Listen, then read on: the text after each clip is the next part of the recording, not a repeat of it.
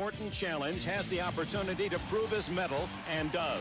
Denver quarterback John Elway is the outstanding athlete, and Monday night against Buffalo was the challenge. Fourth quarter, second and long, the opportunity, and John Elway seized it. A tackle-breaking run that measured his greatness. Elway advanced 31 yards to smother Buffalo's comeback hopes. Today's challenge is the Los Angeles Raiders. Will the opportunity arise, and can Elway seize it again? Today in Denver, we'll enjoy the answers. NBC Sports presents the National Football League. Today, it's the Los Angeles Raiders versus the Denver Broncos.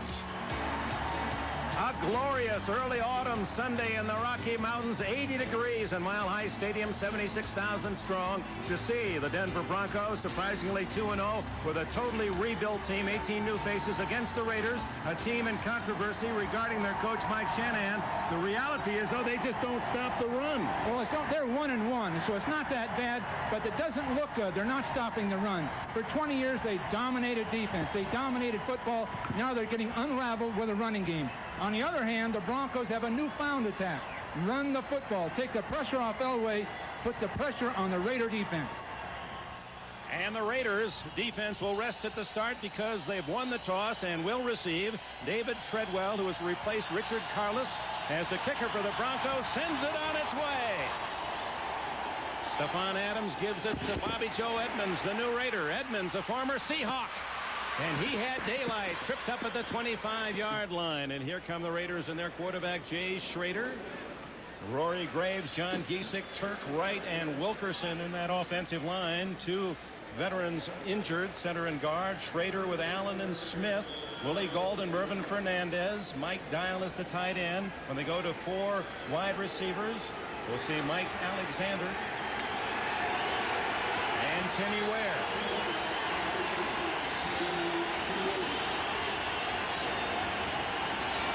Partisan crowd certainly is part of Denver's great home field record. They've lost only 13 times in 9 years that Dan Reeves has been the head coach here at Mile High. Schrader looking long. He goes long, but to the sidelines. Willie Gault was the intended receiver. The defense of the Broncos, and a lot of new names in the Denver uniform this year. Alfonso Carricker, Greg Cragen, and Andre Townsend, the front three. Brooks, Dennison, Mecklenburg, and Fletcher, those familiar linebacker names. When they go to the nickel defense, those four men in white go out and come back in a different position. You'll see Holmes, the former Buccaneer, Carricker, Mecklenburg, Fletcher, Corrington, Haynes, and Robbins with the same four defensive backs. We'll show you those after this play. 2nd and 10 from the 25. Schrader changing plays at the line of scrimmage. And the handoff to Steve Smith, the fullback. And this is a smothering, aggressive defense of the new defensive coordinator, Wade Phillips. Steve Atwater and Michael Brooks, two new names in on the tackle. And Atwater, one of those four deep backs. Tyrone Braxton, Wyman Henderson, two new cornerbacks. Dennis Smith, an old name, and Steve Atwater has replaced Mike Harden. Harden now is in the uniform of the Los Angeles Raiders today. Well, the Raiders are going to have to pick their spots against this defense. So far this year, 1-1, but they haven't had any of that consistency you need. So they're going to have to find their way through this defense. Schrader from the shotgun on 3rd and 9. Gets away from the rush and hits Marcus Allen at the 40-yard line, of first down. And quite a play by Schrader, first to avoid the sack and then on the run to hit his talented receiver running back Marcus Allen. Well, Allen, who something showed up there, Dick. Yeah, something showed up there. The pass rush was right on top of him. This has really worried Dan Reeves prior to the game. Number 60, moving at the snap, 3rd down. So they bring it back. Rory Graves was moving in his attempts to block for Schrader, so that first down pass nullified, and it'll now be 3rd and 14 for Schrader. Well, look for that pass rush. Dan Reeves is really concerned about it. They're stopping the run, but they haven't gotten the quickness they need coming up the field in the pass rush. That last play, they were there. They forced Schrader out of the pocket. Reeves Broncos didn't stop the run last year. They're first in the league after 2 games this season.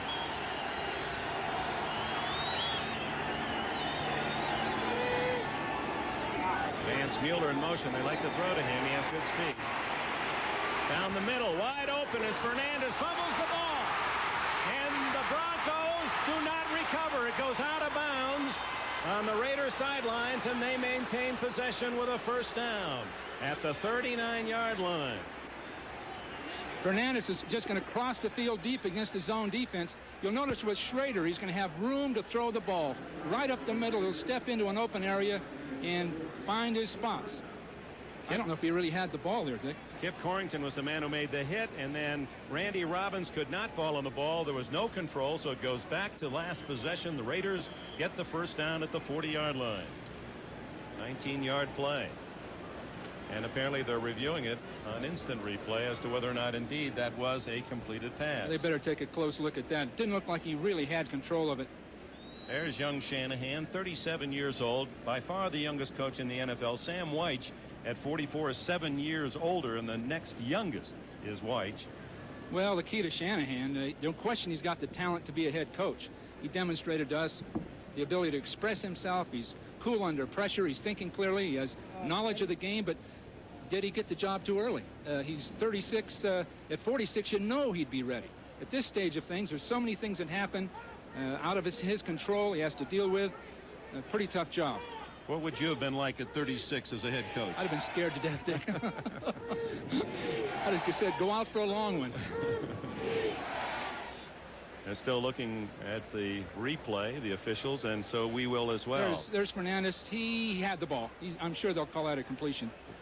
Second foot did appear to be down just as he was hit. After further review, the play stands. First down.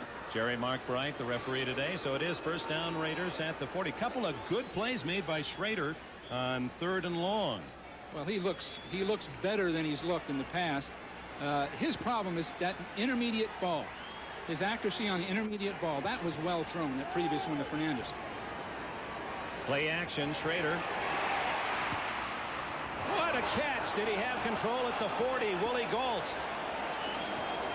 Yes, he did. 20 more yards for the Raiders. And now they say no. The official moves in and says no, he did not have control when the ball hit the ground. He was still juggling. That was beautifully timed. Beautifully timed. 1st and 10. They took the play fake. Just, gee, that looked close too. I guess when he hit the ground, he lost it. I was using the ground to bring the ball back into possession, so that was a good call. Well, the Raiders are attacking. There isn't any question about that. They're not going to feel out the Broncos. They know they have to make things happen early. Mike Shanahan, who was Dan Reeves' offensive coordinator. His strength comes from that side of the ball. Well, Dan recommended Mike Shanahan very strongly, but with one question. Is he ready at this time? No question, he was a top assistant, excellent offensive coordinator. Elway depended heavily on him.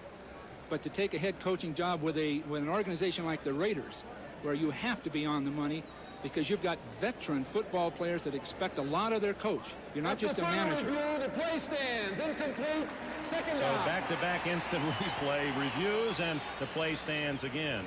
And another nice delay. That gives me time to give you a score from Philadelphia. 31-28 San Francisco leads with 3 minutes to go as the 49ers, rallying from 28-17 down, have taken the lead on back-to-back Montana touchdown passes. No question, Philadelphia blitzed one too many times. 2nd down and 10. That's Dial, the tight end, in motion. The toss to Marcus Allen. And Allen, the all-time rusher in Raider history, has about 7 before he's knocked out of bounds at the 47-yard line. It was a beautiful block by Steve Smith on the linebacker. He just chopped him down. Chopped him down. Smith, who blocked for D.J. Dozier at Penn State before being drafted by the Raiders 2 years ago in the 3rd round. And he has done some damage to the Broncos. Last year, Denver fans will well recall, leading 24-0 at the half.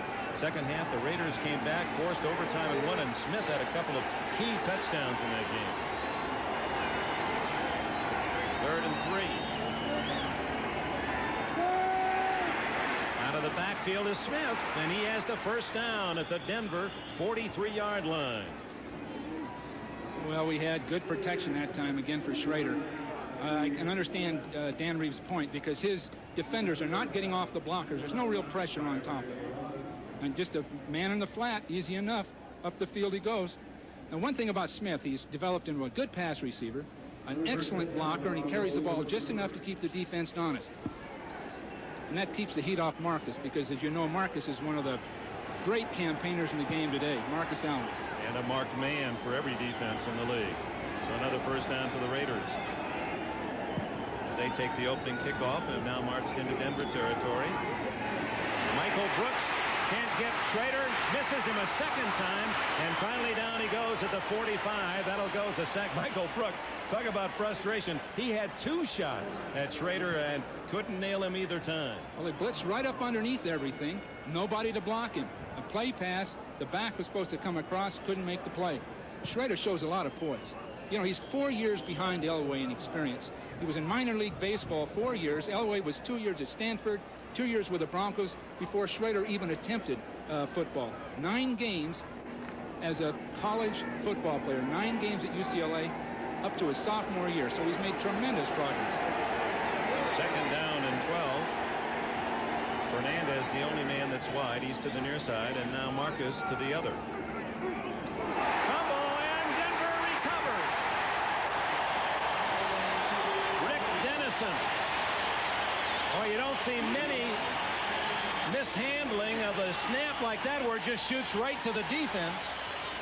Wade Phillips, the Bronco defensive coordinator, the son of former head coach at Houston, New Orleans, Bum Phillips. Boy, that's a gift.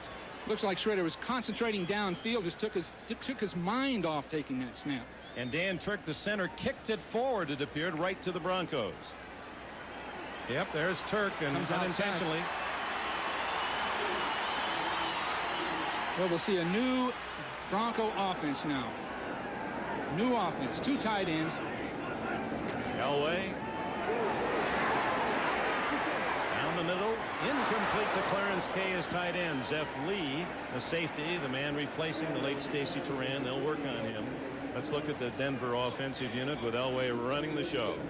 What a great player he is. Perry, Bishop, Karts, Chiriga, Lanier. Those 5 men are 16 pounds heavier per man than the team that blocked for Elway last year. Winder, they've got a big fullback in Alexander, Jackson and Johnson and Kay, familiar receivers. When they go to 4 wide out, you'll see Steve Sewell and Michael Young. As you know, Ricky Nattiel placed on the injured reserve list. He'll not play now for 6 weeks.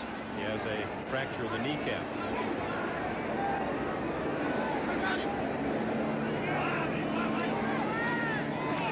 This is Bobby Humphrey, the rookie from Alabama, to the 45-yard line, a short gain, and here's the Raider defense. Cal, Golick, and Wise in a rebuilt defense. Injuries have just been a common malady. And when they make their shifts, those men go out. Townsend, Piquel, Davis, and Wise will form a 4-man line with Benson, the only linebacker. Mike Haynes and Eddie Anderson come in as the extra defensive backs to join McDaniel, Washington, Lee, and Van McElroy. Van McElroy is a safety that plays linebacker. That last play right into the middle of the tackle, he's been really the thing to save the Raiders' running game. Flags are down. Elway has a free play. Or does he? Contact before the ball was snapped is the call. Or were the Raiders drawn offside? Elway's got an excellent head, Bob, Dick. Excellent.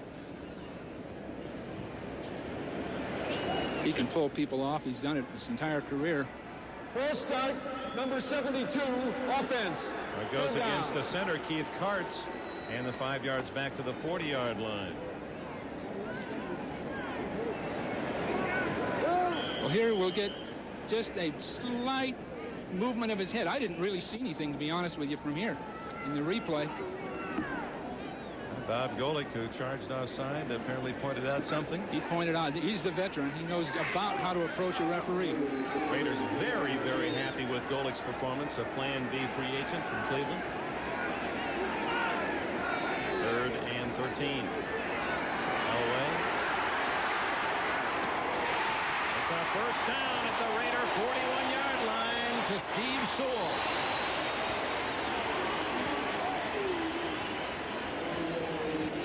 Steve Sewell from Oklahoma, a #1 pick of the Broncos 4 years ago. Now he's going to be used almost primarily now as a receiver. Well, he's just reverted to that as the years have passed, but now with the injury to Nantil, he'll take that job. Steve came out of Oklahoma as a running back and flanker, and people couldn't decide what to do with him. Denver took him, I believe, as a running back. That didn't work out. He's been an exceptional receiver as a spot player. If you want to know the best movies around town, ask Sewell. He's an avid buff and really a very discerning one. Bobby Humphrey, the man that the Broncos are very excited about, is held at just about 3. Golick and Benson make the tackle. Humphrey's an interesting case in himself. Coming out in that supplemental draft, had poor workouts. 2 times he broke his foot. A lot of people passed him up. Denver took a shot at him, and now they have potentially a premier running back. 2nd down, 7. Melvin Breton is in the lineup. He too, in essence, a rookie, although drafted last year by Miami, didn't play, had a knee injury. And it's Breton with the ball. He almost broke it to the 30-yard line. Goes the big guy from the University of Miami of Florida. Lionel Washington saved the touchdown. Bratton's got that power. They've never had a big fullback at Denver. They've just gerrymandered their way around. The fullback's been John Elway. Now they've got Bratton, they've got Alexander, and they're using him. Now, that was a trap play. He had to break 2 tackles. Jeff Alexander weighs 232 and Melvin Bratton 225. It is a Denver team that has made some wholesale changes on both sides of the ball. Well, they're going to take the pressure off Elway, I think, Dick, with this running game. Everywhere John's been, he's been expected to carry his team. Now he's got a running game. It is a 1st down. John Elway, you talked about his size, and he is big, 6'3" and 215, and has the best career rushing average of anyone in a Bronco uniform, 4.6 average. Sewell and Winder under 4. I think you'll see John running less now, and his running backs carrying the ball. That'll be a real changeup. That'll really, he'll profit from it. His career will be extended, and he'll really reach that greatness that comes with experience. No score, 1st quarter, 8:26 remaining. Sammy Winder, a little delay, and he weaves his way inside the 25. Great job of pulling by Gerald Perry, the left tackle, right up through the hole. Beautiful shot.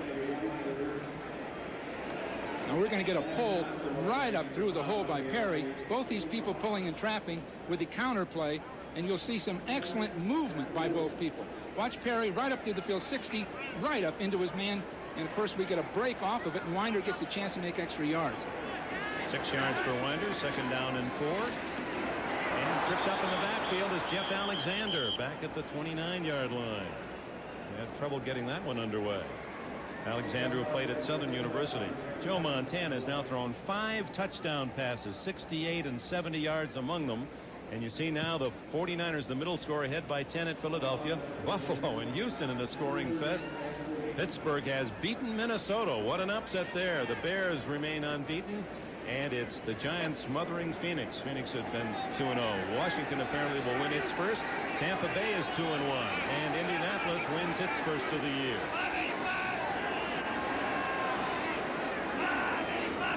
That's Michael Young in motion. He was going forward. That's a penalty. The throw by Elway, incomplete. Intended for Mark Jackson, and Terry McDaniel knocked it away. But Michael Young was moving upfield, the man in motion, before the ball was snapped. He just turned upfield, anxious to get up the field. In that case, he can't hear John talking, Elway talking, and he can't be totally sure when the ball is going to be snapped. So you see him bending up the field prior to the snap. We have illegal contact, number 22, defense. Penalties offset, 3rd down.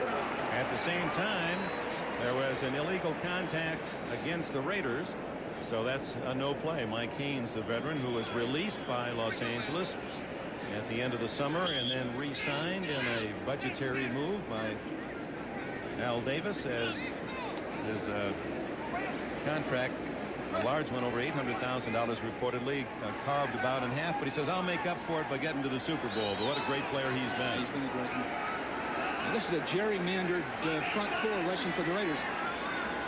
Mike Shanahan said before the game he had a special blitz he thought would get there, and it's going to get there. There it is. But Elway breaks away his strength and gets a block, and he's going to go all the way for a touchdown.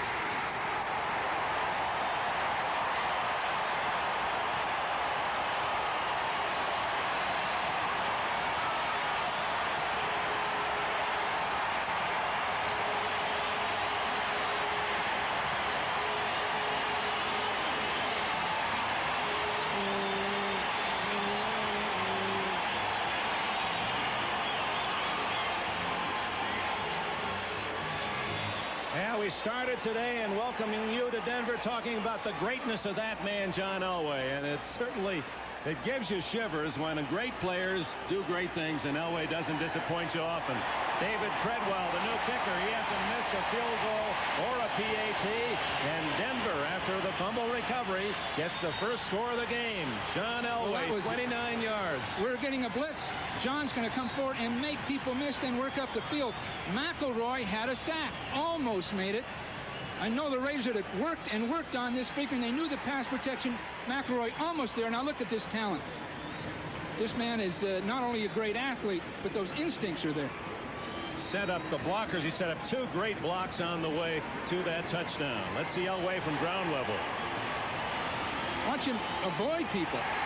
Two people have to miss. Now when he starts for that goal line, he's a load.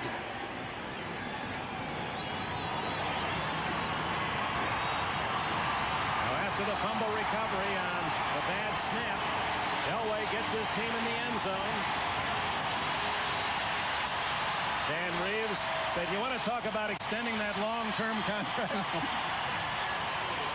What a player. Well, he told us that 11 years might do it. I think that takes him to this present contract. But the way Denver's developing as a team, John can play longer because he won't have quite that pressure. Every league that he's played in, high school, college, pro, he's had to carry his team. It may not be the case now. Treadwell down to Bobby Joe Edmonds. And Edmonds hit right at the 20, and down goes a flag. Usually against the return team for illegal use of the hands. And the Broncos, who are 2-0, using the turnover in their wins against Kansas City and Buffalo, have used the fumble recovery to set up their first score today. Illegal block, number 33, on the return, first down. Eddie Anderson and Mike Shanahan's Raiders will start about at the 10-yard line. Before the game, not counting the fumble recovery for Denver today, it was Cleveland, and they're the only other AFC team that has won the first two games, a +11. And then updated, counting the touchdown just scored, the Broncos 41 of 69, nearly 60% of their points, the result of getting the ball on interception or fumbles. From the 9.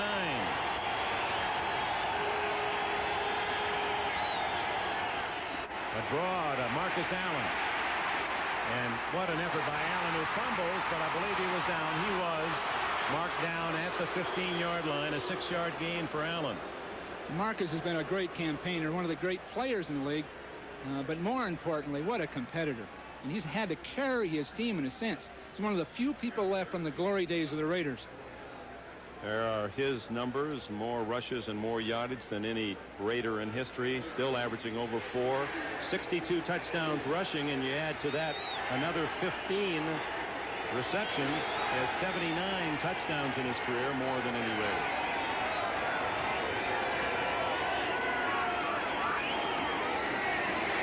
Allen again, picking his hole and picking up the first down with it to the 21-yard line, a half dozen more for Marcus.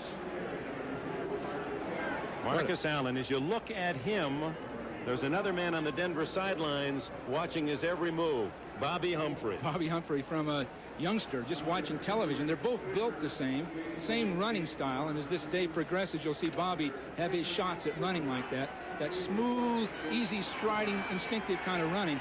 And Humphreys is a young Marcus Allen in a sense. He said, that was my idol growing up in Birmingham. On first down, Steve Smith, the fullback, gets a couple, maybe 3 out to the 23 or 4-yard line. Greg Cragen, who led the Broncos in tackles last year at his nose position, makes the hit. There's Cragen from Utah State. They've helped the defense. Cragen has played well, but Carricker coming in. Townsend, big people in that defensive line, working with Mecklenburg and Dennison. They're much stronger inside than they've been. Of course, they're stopping the run better. Instead of the schemes and the tricks that the Bronco defense was famous for under Joe Collier, who won games with mirrors with the talent he had, this is a more aggressive and certainly a bigger defense. Schrader, plenty of time. Ooh, right through the hands of the tight end Mike Dial and almost into the Broncos, Simon Fletcher. Well, Mecklenburg was coming off the corner that time. He was well blocked by Graves, but that's a good story in itself too, Dick. Here's Mecklenburg, Carl Mecklenburg, now in the vintage years of his career. He came in as a late pick, came out of Minnesota. Prior to that, Augustana College, but in his junior year of high school, he was a junior varsity player. Wasn't big enough, didn't have the skills. And just by his tenacity, he's come all the way up to becoming a premier football player. Right now, he's at the defensive right end for Denver. He's going to pass rush. That's a nice inspirational story for every young player. Fumble by Schrader, and the Broncos may have taken it away. Guess who? Mecklenburg.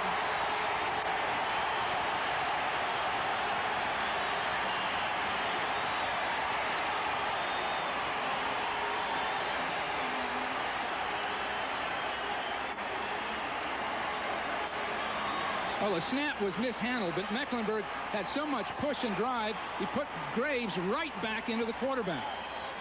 And then with Schrader going for the ball, Mecklenburg was just a bit quicker and a bit stronger in getting it. That ball was there. He went for it. One of the problems Graves has had, number 60 for the Raiders, offensive tackle, he hasn't had the foot quickness thus far. Now with 4:25 remaining in the first quarter, the Broncos leading 7-0, presented with another outstanding opportunity. Here's Humphrey. And he's all the way to the 3-yard line. There's something you didn't see often from Denver, a sweep. I think that's the first time I've seen that sweep run by Denver in Reeves' history. What we've got is a block here, both guards out via San Francisco style, and they just break that entire corner. Humphrey gives them the speed to get this done. Flanker blocks down. There's your fullback, Alexander. Both guards pulling, and Humphreys just skirts that in using his speed. Now, that's a totally different look for Denver. And again, I'm a big Elway fan. That's going to take the heat off John Elway. Yeah, Marcus Allen said, hey, I might be idolizing his work, Bobby Humphrey. First and goal, Denver at the 4. Fullback Alexander straightened up at the 1-yard line on a solid hit. Eddie Anderson came up to meet him and deny the touchdown. Just a straight shot right up the middle. One man to do it. Anderson had to make a heck of a tackle to get that done. Again, you've got a big fullback now, 230 pounds, in Alexander. Again, they've had to do it in a sense with tactics at Denver in the past. Now they can just take you on physically. Yep, undersized both offensively and defensively, and still made it to 2 Super Bowls. Elway looks at the formation and calls timeout with 3:49 remaining in this opening quarter. You know, that's really a credit to Joe Collier, who's no longer with Denver as a coordinator. He never had the personnel that the Giants had, or the 49ers, or the Bears on defense. He, as you said earlier, Dick, he almost did it with mirrors and tactics. Wade Phillips has replaced Collier. Collier and his staff fired at the end of last season. Phillips, better known as, in fact, he says, I got a nickname. They call me SOB, son of bum. And everyone thought that it was just because of bum his dad that he was in football. This is a sharp football mind. Well, he came from a football family naturally. He was in coaching high school at age 24, in pro football in Houston as an assistant at age 28. So he's got that lineage of football, that experience, but he teaches good, simple, fundamental football. Now that the Denver team has those kinds of athletes, they can thrive on his kind of defense. A good example would be Michael Brooks, who's the starting linebacker, number 56. We'll see him later. He was a man who couldn't quite conjure up the mental part of Collier's defensive schemes, but is a terrific, aggressive player under Phillips. Second and goal. Alexander carries the man with him into the end zone for a touchdown.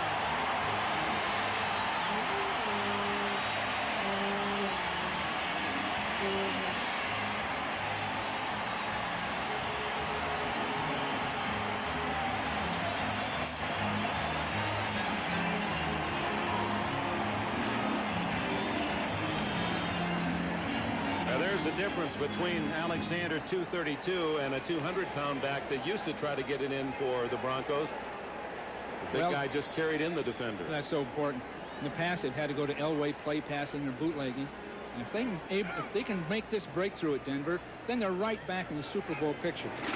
Treadwell's try for point. And it's 14-0 Denver. 2 fumble recoveries equal 14 points.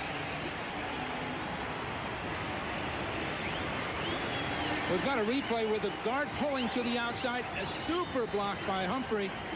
Yeah, that's Humphrey. No, that's Winder. Super block by Winder. Then Alexander just breaks through Anderson's tackle. And Mike Shanahan can't do much about it when you leave the ball on the ground, and the Broncos have capitalized and lead 14-0. Well, the wheels are turning for Shanahan right now. He's looking at 14-0. He's going to have to put things together a little quicker than he'd hoped. Going to have to get the ball in the air. And Bobby Joe Evans, by the way, Dick's going to have to make a play. He's a super return man. And he's got that speed. He's got that persistence. He's going to have to make a play to get field position at least once during this game. Last year, in the first game between these two teams here at Mile High, Denver did the same thing. They jumped out to a 24-0 lead at the end of the first half and didn't win. And Shanahan won both games against his former head coach Reeves, winning 21-20 in the Coliseum for the sweep. Treadwell spins this one a little shorter, and it's to Stephon Adams at the 9. Flags are down as Adams gets it to the 28-yard line, and Kip Corrington, Texas A&M, makes the tackle while they sort out the penalty. Let's bring you up to date on the other scores today. In the fourth, Buffalo leading Houston 41-38. Final 49ers on 5 Montana touchdown passes. Seattle wins its first 24-3 at New England.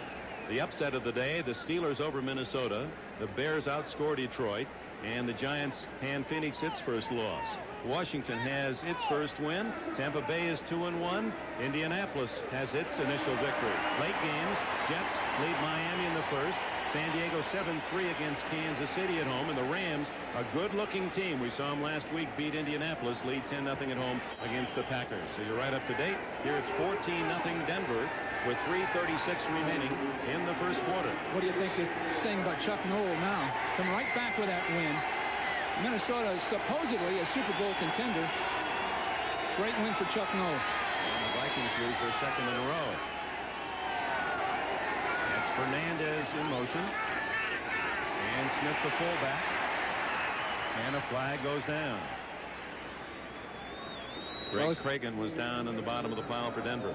It's going to take a first down pass here pretty quick by the Raiders. They can get their 4 and 5 this way, but they've got the length of the field to travel. It's going to take a pass. It's that simple. I'm sorry, there was no flag. It appeared the official reached in and started to throw.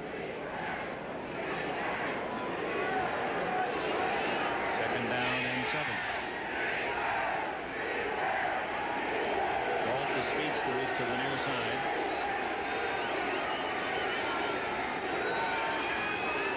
Look out for Mecklenburg. Prater throwing in a mile to Galt and overthrows him. Boy, does he have an arm? Almost too much. He overthrew him last week at Kansas City, and Galt sprinting clear. But that ball thrown on a line, there was no room for Galt to maneuver under it. It was a bullet all the way. That is so tough because Galt's speed, Schrader's arm, Dennis Smith wasn't near the deep middle. The ball was beyond him, all the way down the field. But again, you have to hit those kind of things. And Dennis learned something real fast right there. With 1 second left, Tony Zendejas has kicked a 26-yard field goal for Houston, and that game's in overtime. Buffalo and Houston at 41.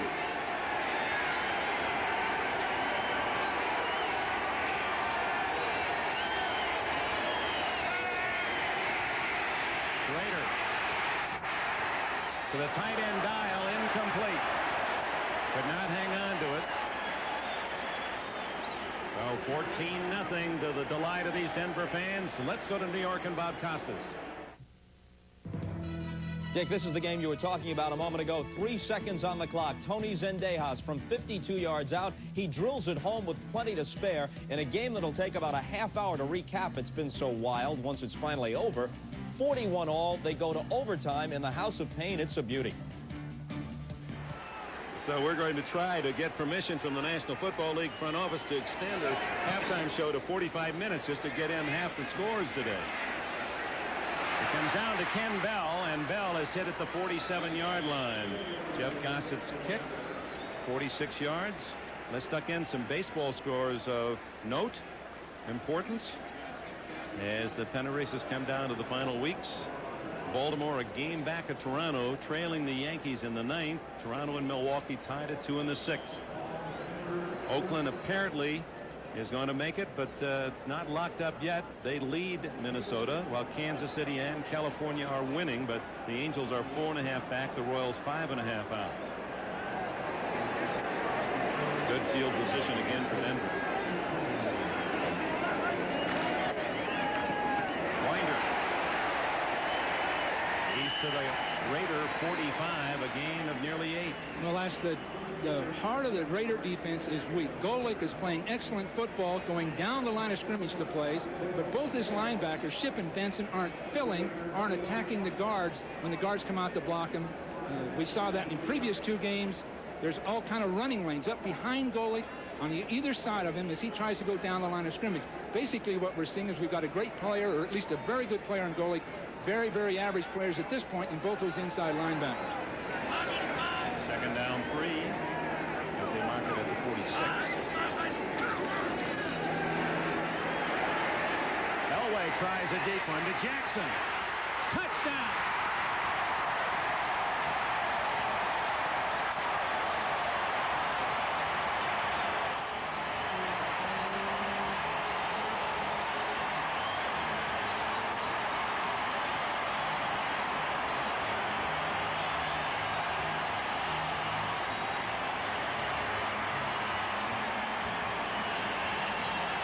John Elway's 3rd touchdown pass of the year and his longest, 46 yards to Mark Jackson, right on the money.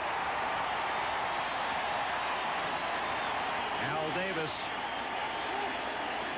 in the crowded press box area. Well, when we talked about McElroy earlier, we said linebacker safety. He's been coming up to make these stops at middle opens when he came forward on that play pass. David Treadwell just does skid that one through the right side. It's 21-0. It's a great shot down the field. Now Washington will get in trouble. He's basically in a zone defense. He's turned and see he finally has to react inside, but there isn't any weak safety. He doesn't show up. He doesn't show up. There's the big play. There's a great catch too. It appeared Washington was in position to move in and make the defensive play, and Elway had just enough arm to put it out of the defender's reach.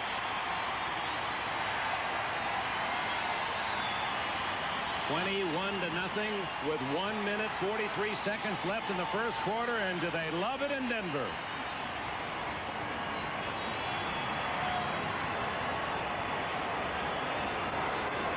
The Raiders had better start passing, Dick. Can get a long afternoon unless they can make a play or two. Bobby Joe Edmonds. Bobby Joe had better do it right now. And Stephon Adams are deep as Schrader thinks through his game plan. Treadwell hits one to the near side to Edmonds, and they'll take the touchback at the 20.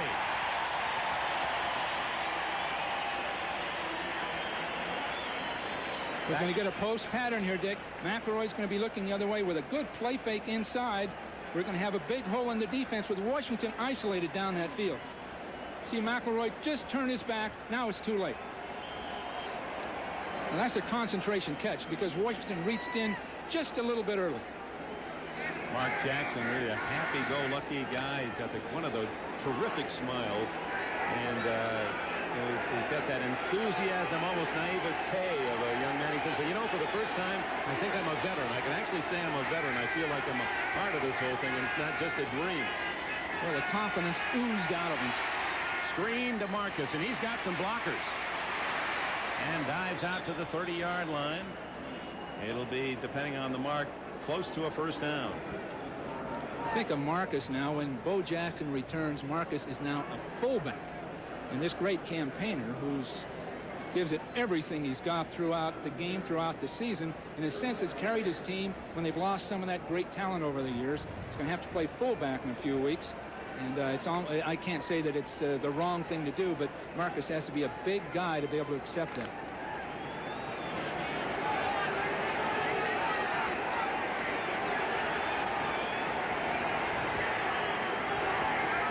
Was a first down, just 10 yards made on the screen, and now it's Allen on a draw, met right at the line of scrimmage by Greg Cragen. And flags go down. Boy, getting a little serious in there now.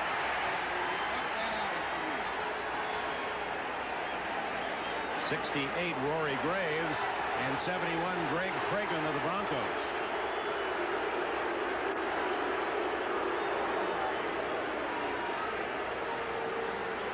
Well, the Raiders are going to have to keep their poise at this point. You can get frustrated down by 3 touchdowns and take things personally, but they're going to have to keep their poise.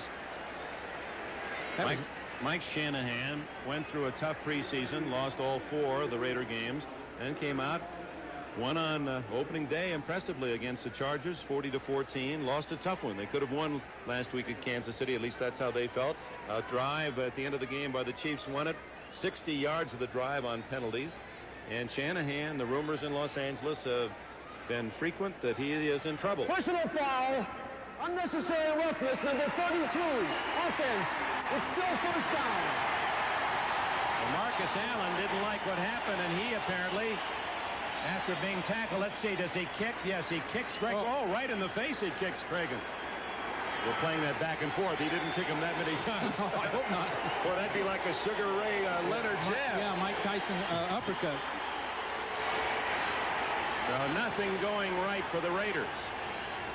Well, Shanahan is accepting and absorbing so much heat. And I think he's handling it as well as it can be handled. And he's keeping his poise. First down and 25 after a 15-yard penalty.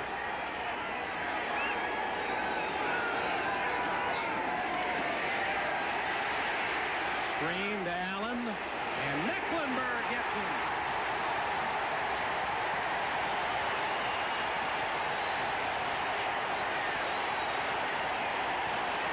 And that's the end of the first quarter in Denver.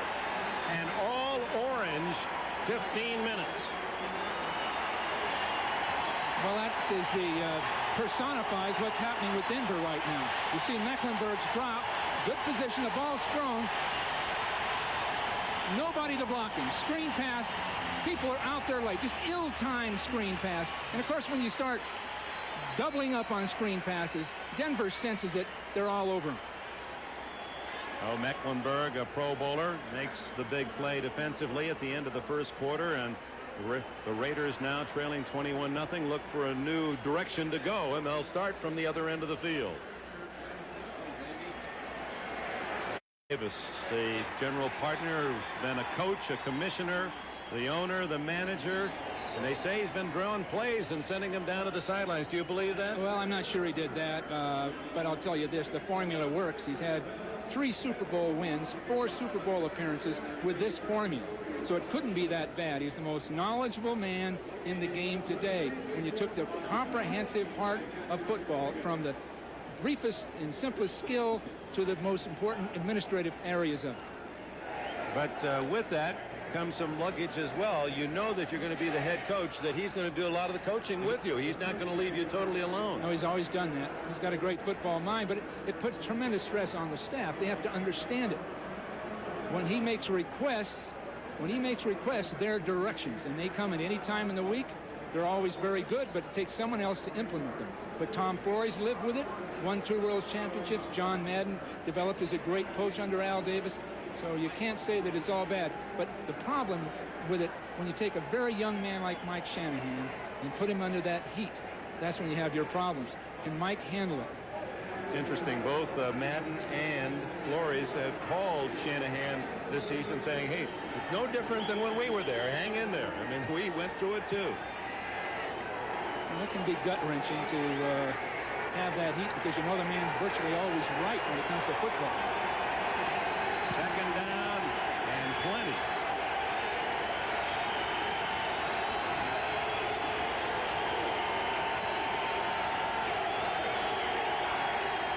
First play of the second quarter. Schrader to Allen. Out to the 22. They get some of the yardage back, and that'll bring up third down about 8. Well, Reeves, of course, Dan Reeves thinks so much of Mike Shanahan. He had a lot to do with their early success because even offensively, they had Elway, some skilled people, but really it was concept, and Shanahan had a lot to do with it. But again, as I indicated earlier, Dan Reeves was concerned about Mike's Shanahan's maturity, if you call it that, his exposure to the game. He'd only had 4 years of NFL football before he became head coach of the Los Angeles Raiders. Get that third down and 19. Remember that 15-yard penalty against Allen has made it really tough. Schrader, lots of time. And he buys some more, gets it to Steve Smith. And Smith out to the 34. That won't be a first down. Steve Atwater, number 27, the top pick of the Broncos out of the University of Arkansas, made the tackle. And Atwater is a player.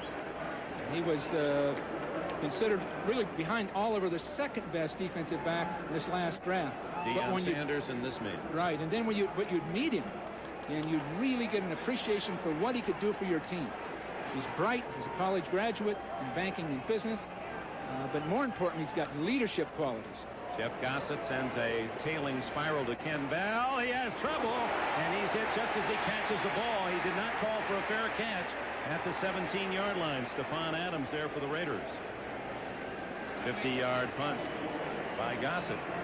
Oh, the kickers love this place. They figure you're good for another 5-7 yards on field goals and punts when you kick in this high altitude.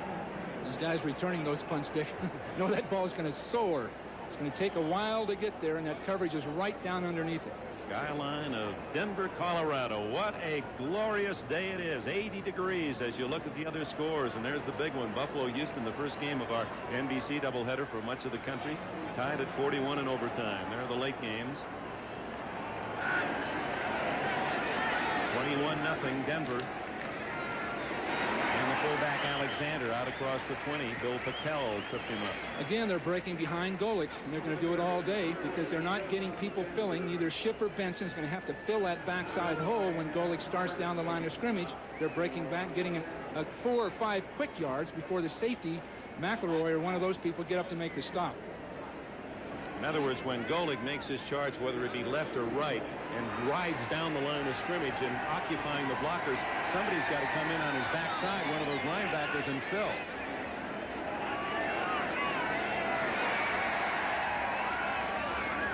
On 2nd and 7, a delay. Oh, my! Winder is popped as Tom Benson, number 54, he filled. He saw a hole and shot through. Benson from Oklahoma, Plan B free agent from New England.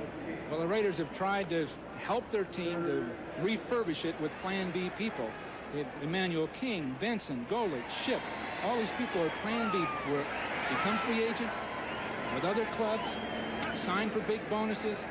That's really not going to get it done championship-wise, but I guess it can buy some time until you really get the young, really talented players. And some of your other star players who are injured. In fairness to Shanahan, this defense is really riddled with injury problems to key players. Elway again escapes the rush. Anderson comes up to run him out of bounds. And that'll be shy of a first down at the 22-23. There's one of the men not playing today, Howie Long, one of the great down linemen, 5 times in the Pro Bowl. He has a bad ankle. It just won't improve. He's terribly frustrated. He didn't know when he's going to be able to really play. Tried to play last week and re-injured it. Jerry Robinson, he's on the sidelines, not in uniform. Their best linebacker. They lost Stacy Turan, a top-notch young safety in the tragic auto accident this summer. So you take 3 of your 4 best players. You only have Greg Townsend being the 4th out of that defense. It's like taking your number 3, 4, and 5 hitters out of a baseball lineup. Well, there's a lot of truth to it, but I'll tell you, in the case of Howie Long, in the case of Robinson, they've played a lot of football. You can almost assume they're going to have minor injuries at this part of their career. Horan hits a high one. Oh, to Edmonds at the 21. And he returns out to the 34, maybe the 35, about 14 yards on the run back before Pat Kelly can make the tackle. A 56-yard punt by Mike Horan, who was a Pro Bowler last year. You know, Howie Long is an example, Dick. They're trying to play him. They need him desperately. But if Howie Long were to get 4 weeks out of football and get that thing taken care of, that ankle, let it completely heal up and remain in condition, I think he can still play the great football he has in the past. I don't think he's over the hill, but he can't play with minor injuries at this part of his career. At one time he could. First down, Raiders trailing 21-0. 11 minutes plus remaining in the first half. And stands Mueller in motion.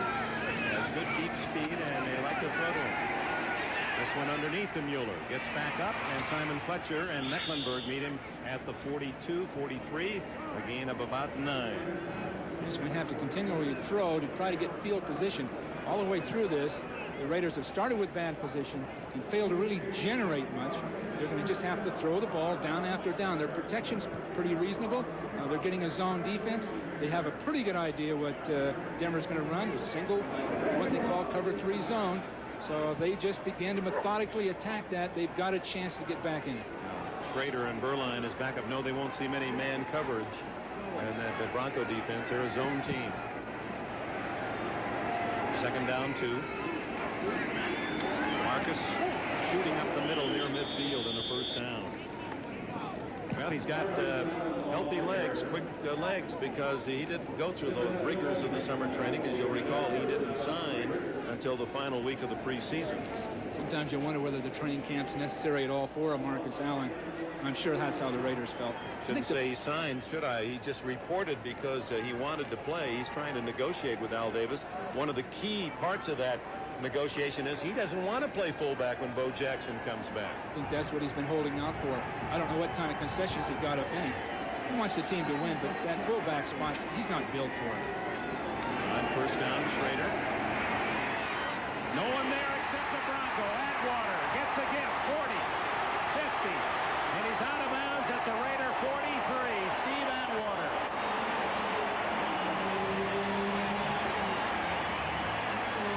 Well, that was a blown pass or pattern. Because Galt wants to break to the outside, and Schrader throws it for an inside break. Steve Atwater saying, my, throw this right to me. He has his first pro interception. Well, you see Galt breaking to the corner. We're going to get a ball thrown right inside. There's the interception. So we had miscommunication of some kind. You're not sure which of the two. The protection's pretty good. He strides into the throw, but you see Galt breaking away. Of course, Atwater just takes it like it's a punt. Oh, another turnover, the third of the game. And Elway starts at the Raider 43. And Bobby Humphrey gets very little. Tom Benson right into him. Well, Benson's been leading the team in tackles. That's one of the few times he's made the tackle on the other side of the line of scrimmage. In my observation, he's been making a lot of stops working along the line of scrimmage behind it. And that's just not going to get it done for a linebacker. In his own set, meaning behind it, being in your own secondary, in your own not secondary, right, right. Did I say behind about 4 times there? Ball at the 42, second and 9. Humphrey and Alexander, the young setbacks, and Golick charges in. We'll see if Elway drew him off.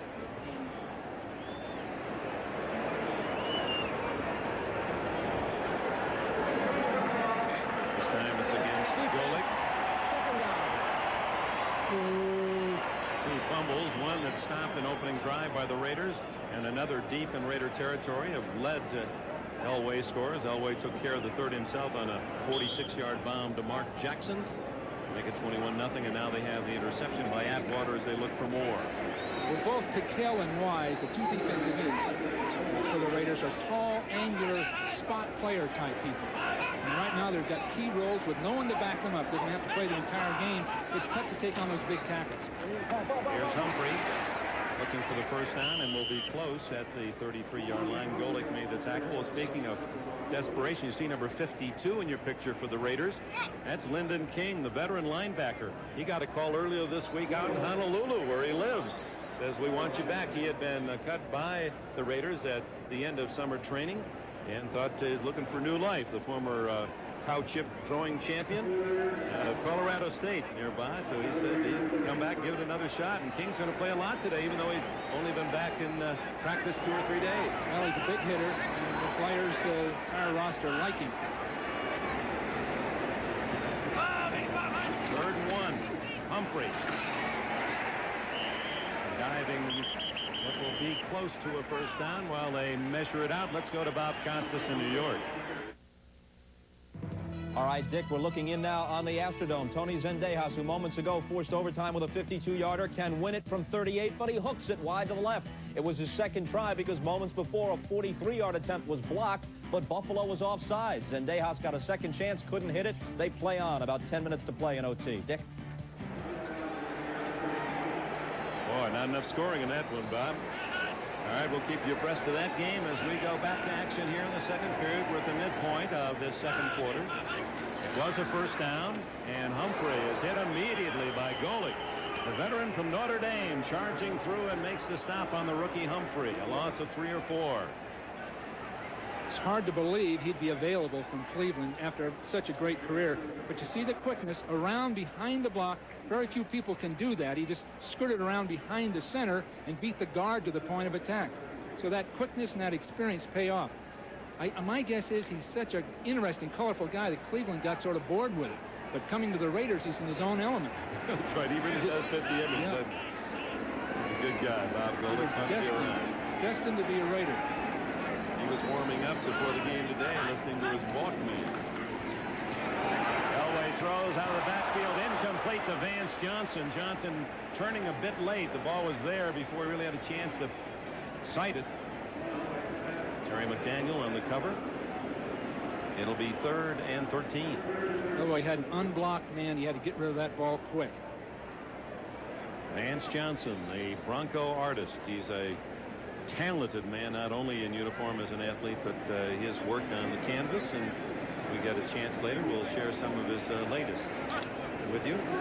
Talks about creativity as a player and as an artist. I guess they have a certain artistic sense to being a receiver. Elway, who's 2 for 4. Throws it in the flat, incomplete to Winder, and flags are down. Bill Piquel was putting on some pressure. I don't know if all of this is necessary, Dick. All of this movement of Elway. They've been running the ball effectively, and they try to get him all the way outside. That's when he's vulnerable. He's always made his big plays out there, but I'm not sure they need to do it. They've got a good lead. What you're thinking about here is 3 points.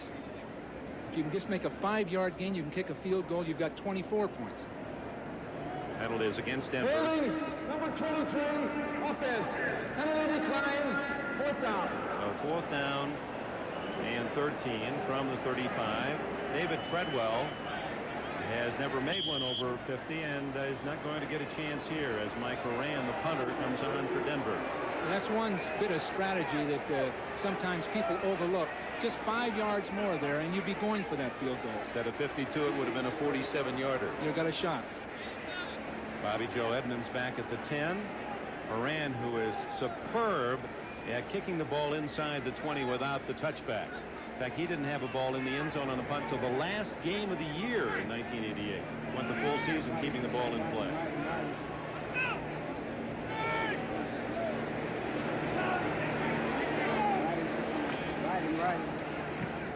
Aims it for the sidelines. And he hits the sidelines. So mark it at the 5-yard line. Oh, he does that well. He told me 2 days ago when we chatted, he said, I don't try for that pooch punt or the high one and hope it'll just bounce right so someone can down it. I'd rather use my regular kicking stride and aim for the coffin corner. He's really out of yesteryear, and he does hit that corner. 5-yard line. It's an art form.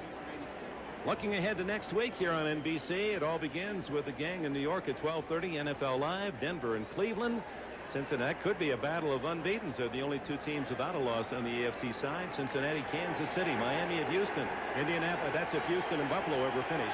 Indianapolis and the Jets, New England, Buffalo. A couple of late games as well. We'll be in Los Angeles, where Seattle will play the Raiders, and San Diego at Phoenix.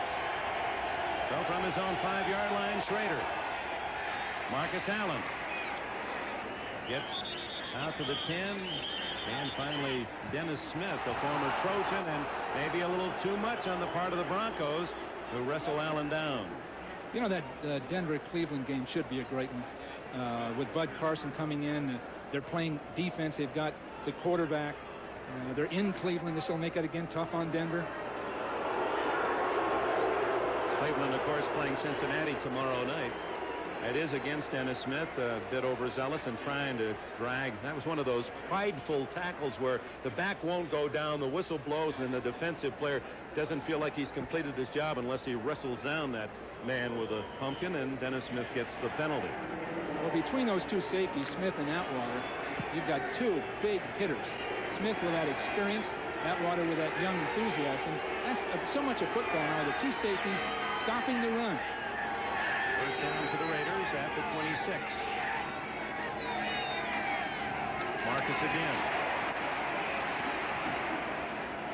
Down to the 29-yard line. Let's see what's happening in Buffalo. Let's go back to Bob Costas, NFL Live.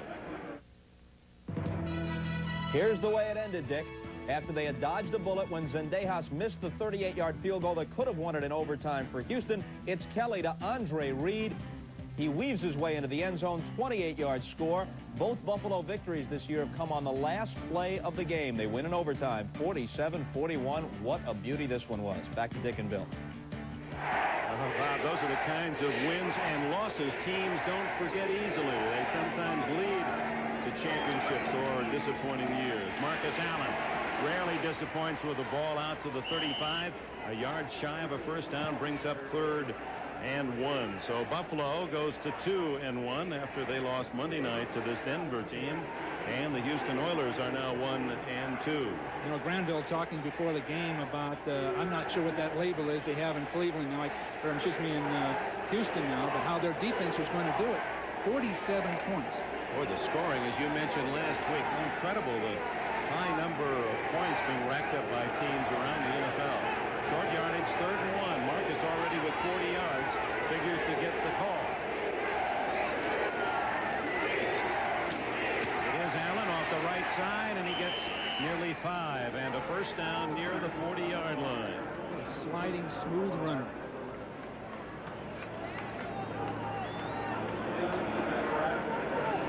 Well, I know you're out of breath, but we want to welcome those of you who have been watching that struggle in overtime as the Buffalo Bills and Houston Oilers have finally finished business. You see the score, 47-41 in overtime after the Oilers squandered some field goal chances to win. Here, Broncos of Denver have not wasted any opportunities. They've racked up 3 quick touchdowns in the first quarter, and now in the second period with 4:22 remaining in the half, it's the Raiders trailing 21-0, and Schrader on 1st and 10 scrambles. He's got a lot of running room, and the big quarterback dances out of bounds at the Denver 42-yard line, and a first down. And that's remindful of a John Elway scramble for a touchdown, a marvelous run, much like the one that set up the win in Buffalo on Monday night. Look at this. He eludes the rush.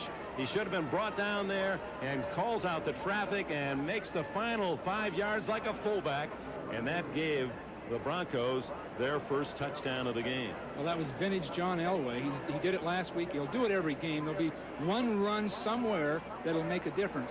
But the difference in this Denver team now is that running game. It's got the pressure off Elway, defensively and offensively. Well, Bill Walsh, John Elway also with a 46-yard throw to Mark Jackson. First down Raiders. Steve Smith inside the Bronco 40, and a lot of drive carrying the whole pile with him to the 36-yard line. Great effort by the former Nittany Lion Steve Smith. Powers and Dennison, 2 of the men that finally get him down for Denver. The Raiders have sputtered. They've sputtered defensively and offensively. Schrader, I think, is playing his best football ever at this point, making good judgments, throwing the ball accurately. But they're just sputtering. They're in this case, they're trying to run. 3:40 left in the half. They've got a passing game. You might as well go ahead and throw the ball. Second down 4.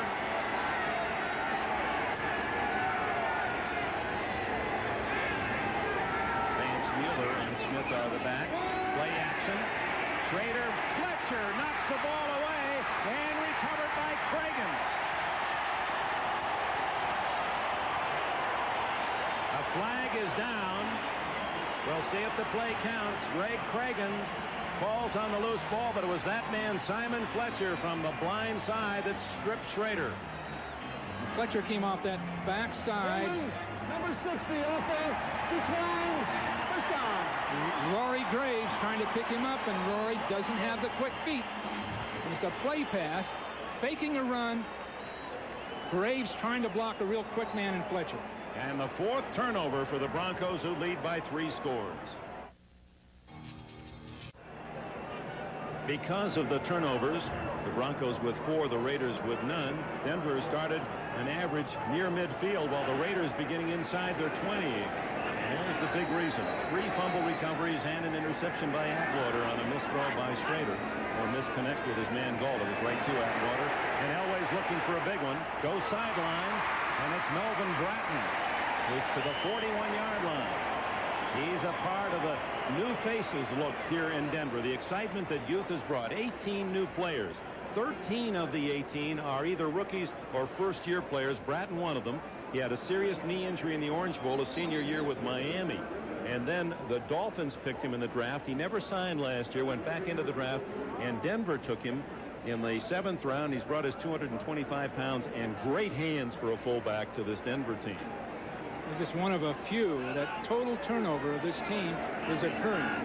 It's just evolutionary in a sense, because they've got to make a change.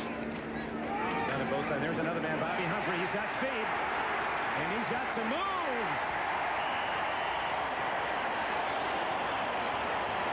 12 yards for Humphrey, who idolized Marcus Allen as he grew up near Legion Stadium in Birmingham, Alabama. That wasn't Marcus Allen running. Look at the sliding, slithering kind of movement. Keeping his feet, head up, the same style. Sort of an upright sliding style, and watch the final spin for the extra yards. That's Marcus Allen. Now Bobby Humphrey has had somebody to watch all these years. One of the truly great ones. One just beginning his career, the other winding down somewhat. It's another Denver first down as they drive for more, leading 21-0. Welcome back to Denver. Dick Enberg with Bill Walsh. Boy, those 49ers are struggling since you left them. Now, you had a chance 10 years with the 49ers. You played Denver and Dan Reeves, what, 5-6 times counting the preseason? How'd you do against them? We couldn't win a game. You never beat them. We had the snowball game. We had the dropped punt. We had the wind blowing last year in Candlestick. But above and beyond that, they were too quick for us, and they beat it. Well, they let you know about that when we arrived in Denver, that's for sure.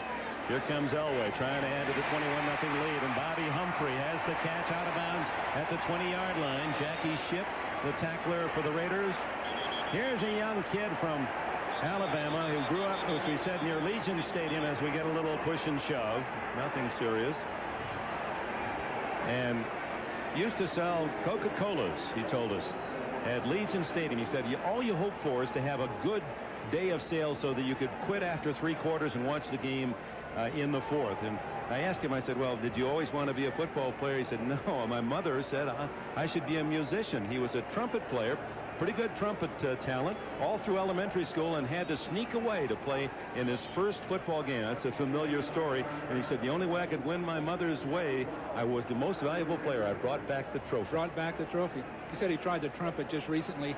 Thank God he went to football. Boy, he's got some talent. They took a chance. He had a couple of broken... he had his foot broken twice during his senior year at Alabama. And then he thought he was a risk. But, boy, the Broncos like him, and he certainly looks healthy. Well, it was really a coup for Denver in drafting him. He wasn't in shape. He had that history of broken bone in his ankle. The scary part of it, a lot of people were off of him because of that. But he didn't work out well. He ran a 4.640 in their workouts prior to that supplemental draft. Denver liked him. He had broken Alabama records. He had the quickness they wanted. They had faith in him. They took him, and it looks like a super pick. As Elway said, it's the first time since I've been here, I've got a back in the backfield, meaning his fullback's bigger than I am, and I've got a man who can go wide. I've never had either. Here's the speed. And on first down, Humphrey's near the 10-yard line as the clock runs. 1:12 left in the half.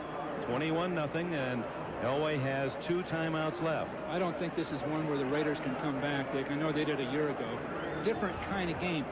In this game, Denver's dominating physically. And I don't think the Raiders can come back. If they do, they're going to have to go ahead and throw the football. That last hit on Schrader was a play pass with just minutes to go in the half. No reason to play pass block in that situation. Vance Johnson in motion. Elway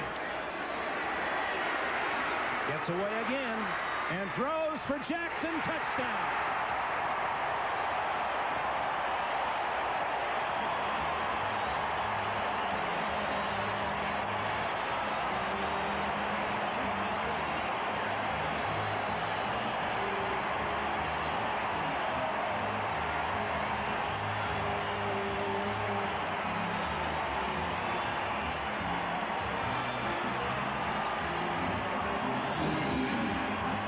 Again, it was John Elway making the play happen. He first had to elude the rush strong enough to kick free and find Mark Jackson for 11 yards.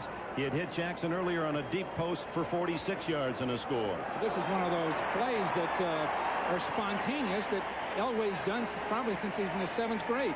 A great spontaneous play. David Treadwell, the new place kicker for the Broncos, adds the extra point. And with 36 seconds left in the half, it's all Denver.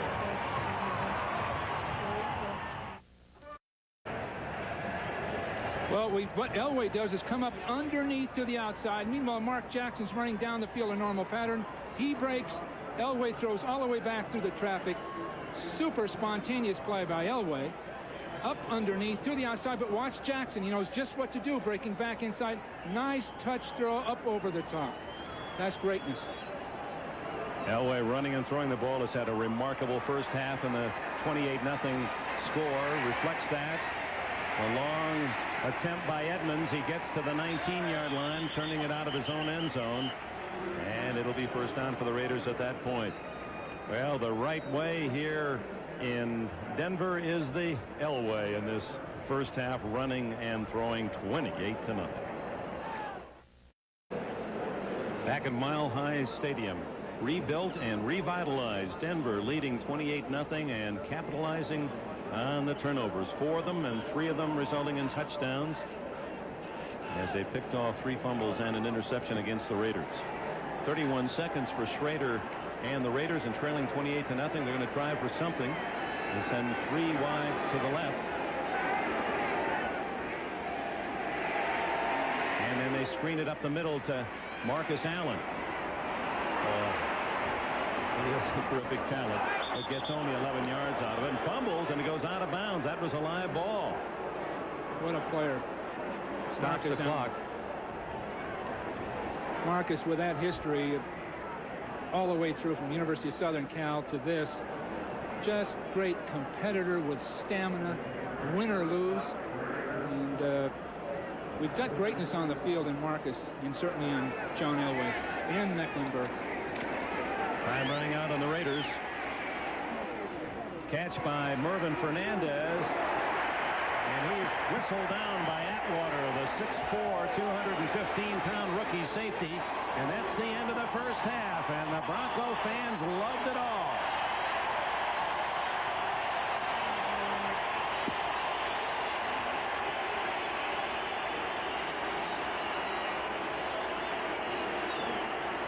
John Elway enjoying a superb first half. His defense got him the ball 4 extra times. It leads to a 28-0. Mention the team's place kicker's name. Jaeger kicks it off to Denver. It's Bell and Humphrey, and Bell takes it at the 9. And Stephon Humphrey, Adams can't tackle him. Stephon Humphreys can't either. He quit after last year here in Denver, and it's first down for Denver at the 20-yard line. John Elway and Jay Schrader, comparing them statistically, both men with about equal yardage, but Elway getting 2 touchdowns while Schrader intercepted once, and he also fumbled once that led to a score. They're so much alike, born on the same day, 1 year apart. Both grew up in Southern California, played against each other in high school, in football and in basketball. Both married wives that were athletic. It goes on and on. They've been tracing each other. Both played minor league baseball. I might remind you, Dick, both hit very poorly in minor league baseball. That's right. They were common in that regard. Well, no, actually, Elway hit over 300 this year in Oneonta, New York, while Schrader had trouble with the curveball after 4 years in the Blue Jay organization. And there they are. They were 79, drafted Schrader in the first round. Dan Marino of Miami in the fourth round. Infielder, third baseman, John Elway in the 18th by the Royals, eventually signed with the Yankees. And Don Mattingly, who's he playing for? The Buccaneers, Tampa Bay Buccaneers, I guess it is.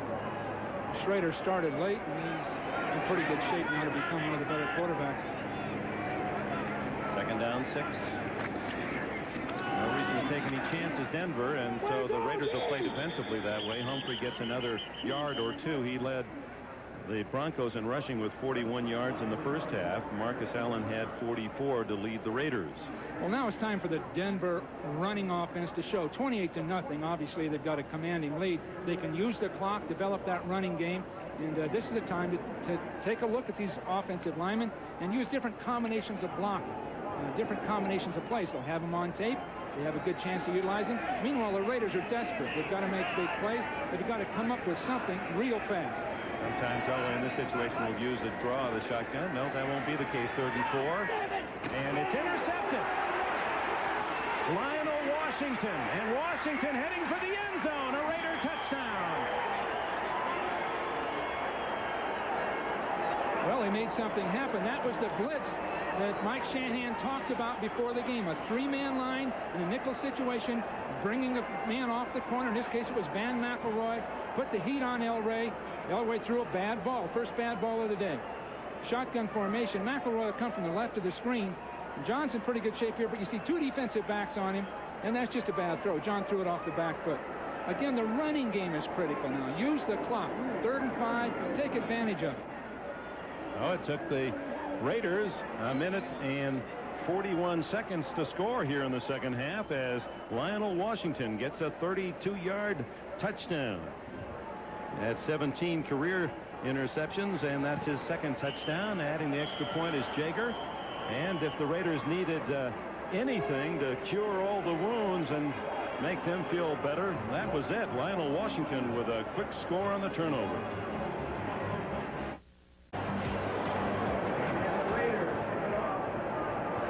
The end zone it goes.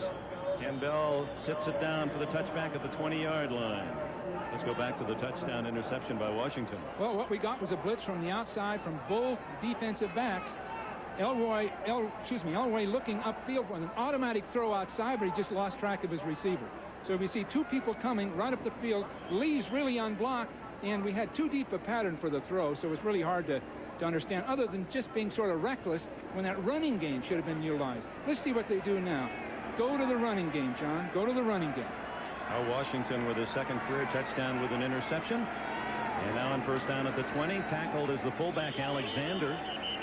Again, for those of you who joined us late, the 2 big differences on the offensive side of the ball for the bigger, bulkier Denver team. They were always oversized on offense and defense, and Elway put it very succinctly. He said, for the first time, I'm not the biggest guy in the backfield. He's got Alexander at 232 and Melvin Bratton at 225. And the other is, for the first time, we have sweeps. We can get the ball outside. Bobby Humphrey has the speed to get around the corner. The Denver attack had always been tackle to tackle.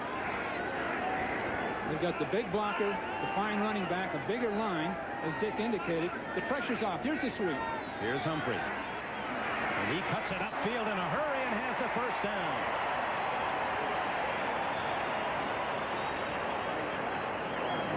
Just a movement play that we're going to see with 2 guards out in front. And what we're going to get is blocking down a fullback outside. But look at both guards coming to the outside with that speed. They just took at the edge of the defense all the way around the corner, and that's just hard running right up the field by Bobby Humphrey.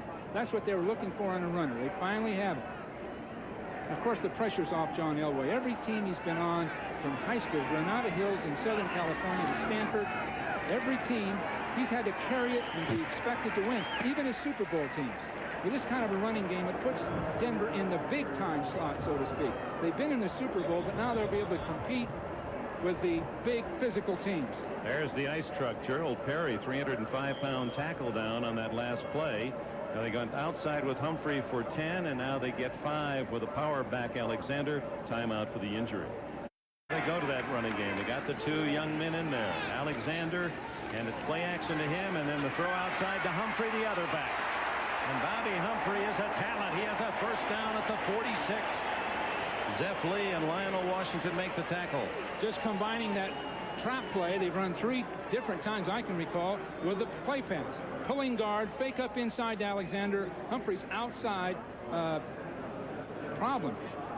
Play the trap or cover the pass. That time it was beautifully executed. And Humphrey putting some moves to free himself from Zeff Lee. Vance Johnson to the left, the artist. Mark Jackson to the right. Humphrey now shifts into the tail of the eye. Humphrey straight ahead to the 48-yard line.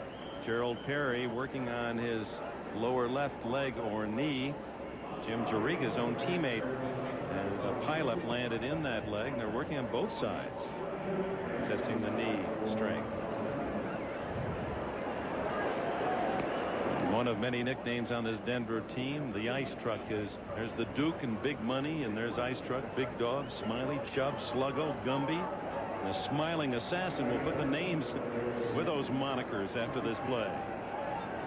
What'd they call you, Walsh? Did they ever have a nickname for you? I think it's Spider, believe it or not. Spider. It had nothing to do with sports. The throw outside, incomplete to Humphrey. Okay, while you spin away over there in the corner with your web, let's see who belongs to those. Well, the Duke, there's the Duke. John Elway, that swagger of his. Big Money is Bobby Humphrey. He's playing like it. Perry the Ice Truck. Big Dog Ken Lanier. Smiley is Steve Sewell. Alfonso Character is Chubb. Mark Munford, the linebacker, is Sluggo. Dennis Smith is Gumby. And Steve Atwater, the Smiling Assassin. Well, again, Denver's been caught throwing the ball. They had an incomplete pass. Again, that running game would be good to go to it and just test it. 3rd and 8, Elway in the shotgun. 9:49 left in the 3rd. Good protection. And incomplete. Mark Jackson with Terry McDaniel all around him. In fact, McDaniel came up figuring he should have had the interception. That would have brought it right together. He had a shot. We have a flag down, and it's, I guess time had run out on Elway. Maybe there's no play. Illegal substitution foul. 12 men on the field. Defense. 3rd down again. Well, illegal substitution against Dave Adolph's Raider defense. They had too many men on the field, and so Elway gets another play. 1, 2, 3, 4, 5, 6, 7, 8, 9, 10, 11. I've got 11 there. Oh, there he is, 12. I guess 12 people. That'll do it. This is the kind of thing. This is the kind of thing that'll trouble Al Davis. It's a minor item down 28-7. Minor item, but this is the kind of thing that'll gall Al, and Dave Adolph will hear about it. Instead of 4th down and having to give up the ball, Elway gets another play, and a timeout has been taken by Denver. 28-7 in the 3rd. And they'd rather beat than the Raiders in this town in Denver, and they're up 28-7, and they get a free play now. It's 3rd down and 3 after the too many men on the field call against the Raiders. Here's the draw coming up to Winder, and Winder has the first down as he slugs it to the 42 of the Raiders. So that penalty costly. Instead of getting the ball, Denver maintains possession. And of course, they're trying to chew up as much time as they can. And this is where the old 45-second clock rather than the 30-second clock really helps a team that has the big lead. Right, they can use this clock, and I'd assume they would. A lot of time left in the ballgame. That time, the Raiders sort of fell into a Denver trap. They tried to blitz with their 3-man nickel, 2 defensive backs, and left a big hole inside. Jim McMahon has thrown a touchdown pass, and the Chargers lead Kansas City 14-6 now in the 3rd. Elway, and he had to unload Alexander, who was well covered by McElroy. Tom Benson was shooting through on Elway. Well, we got Perry right back inside. Perry has not been a quick athlete. Now with knee problems, the Raiders will have a chance to pass rush if so, make it the sack, I guess. The problem here, I think, for Denver is they're trying a lot of special plays, play actions to get their first downs instead of just hammering out. We've had 2 sweeps, 2 big sweeps to the left, no sweep to the right, and that's the kind of thing they'd want to develop because they got Cleveland next week. And we have to run on Cleveland. And you saw the good news for Denver. Gerald Perry, all right, he's back in at left tackle.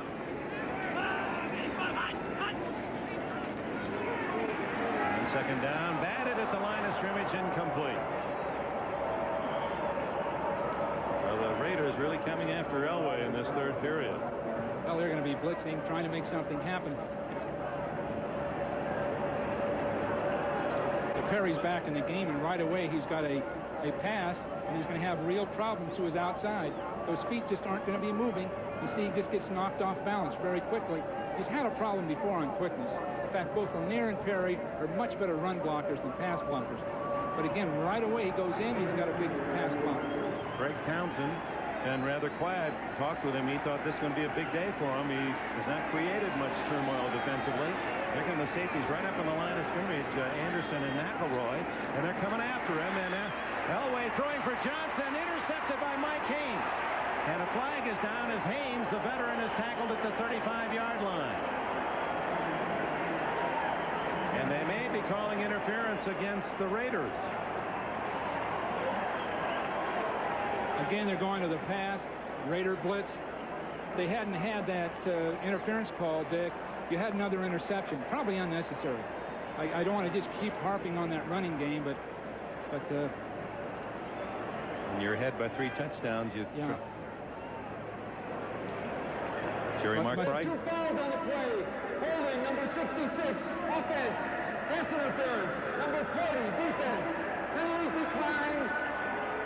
Third down. Penalties offset. So no interception.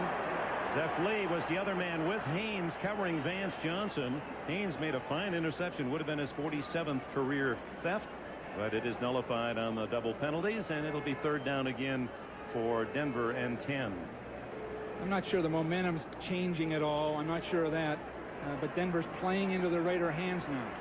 If another incomplete pass, the Raiders are going to have a chance at it. And it's Elway from the shotgun. He moves Winder to the other side.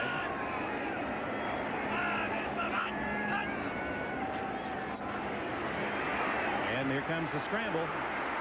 And the gun, incomplete. Boy, does he throw well. That was Steve Sewell, the intended receiver, but running a right-handed man, running to his left and able to throw a ball that kind of velocity.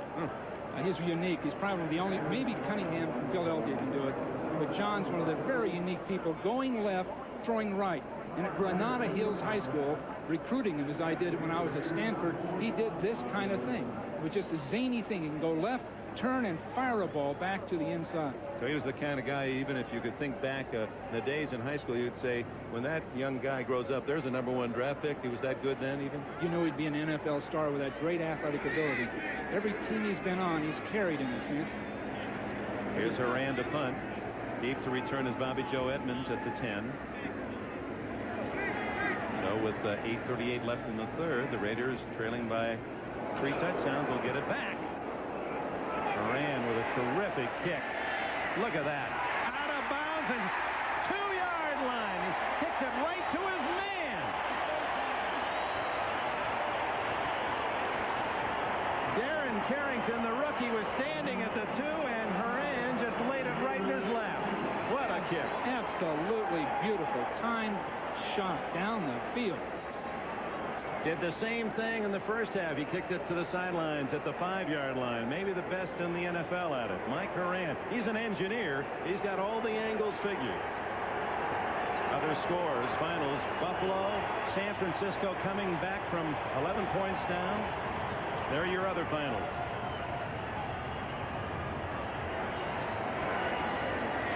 Flag is down as we await this official conference, and you look at the scores. The late games, Miami leading, San Diego leading, and the Rams apparently going to win their third. Baseball, Baltimore loses, but so does Toronto. So the Blue Jays remain 1 up. Oakland wins. Kansas City wins. The Angels lose. So it's 5.5 game lead for Oakland over both the Angels and Royals.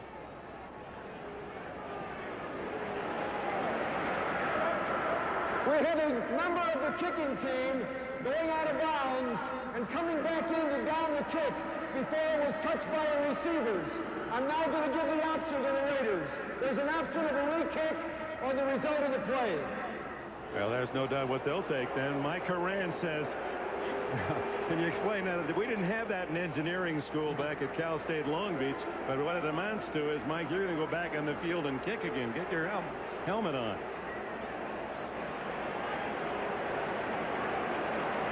Carrington, the rookie, really got in the way of the play. Didn't need to down it. The ball was going to go out anyway. It looked like he just ran. Well, he just got in the way of the ball. See, he's out of bounds. Now he's back in to hit the ball. Now that is a good call, because the way the ball was bouncing, had he not stopped it, it would have gone in the end zone. Yeah, he would have stopped it. Yeah. So Horan now will come back on and kick it again. He probably won't have any problem with that accuracy. Well, he led the league last year in net yardage punting, 37.8, almost 38 yards a punt net. And part of it was because of just this talent, kicking the ball out of bounds. Well, a good net is 31 or 32, so he's just far and above everyone else. What a difference. Finish up the other baseball scores. The Cubs beat Pittsburgh today. St. Louis wins, so the Cardinals' hopes are flickering but still alive. They meet in the final series of the season. Montreal beats New York. San Francisco winning again, and San Diego and the Dodgers tied in the 7th. 4th down. Horan, who in the off-season has been working in designing manned and unmanned radar equipment, radar and sonar. That sounds like pretty good training for a kicker trying to aim that ball out of bounds. Maybe he's got a little beeper set up in those corners. Let's see if he can do it again. Good off-season job for him. I'm sure he didn't get that at the employment office. Well, last year he kicked 19 times inside the 20 until the last game against Cleveland, when he had 2 touchbacks. Anything drive a coach crazier than having a short kick and kicking right down the middle and right through the end zone? And you look for the average. You get the younger punter just seeing that average, get it over the goal line, anything, get the average up. Raiders with 10 men on the line of scrimmage.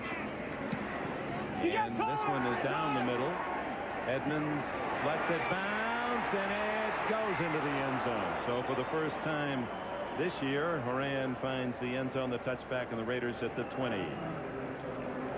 47 yards, but only 27 net on that one. Well, next Sunday, week 4, begins at 12:30 Eastern time.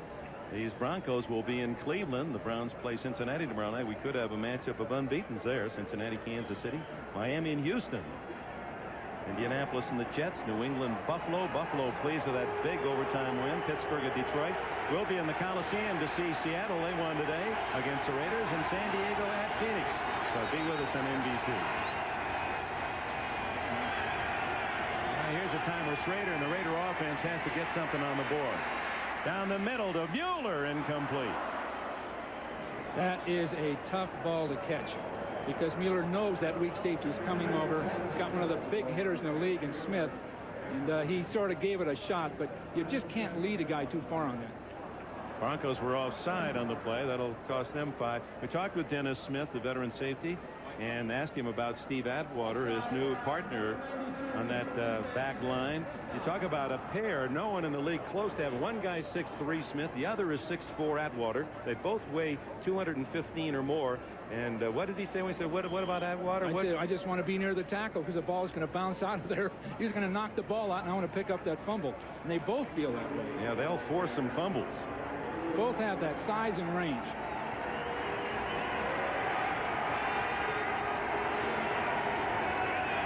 From the 25. Marcus Allen at 44 yards in the first half. He's short of the first down. Buffalo game, Atwater was injured.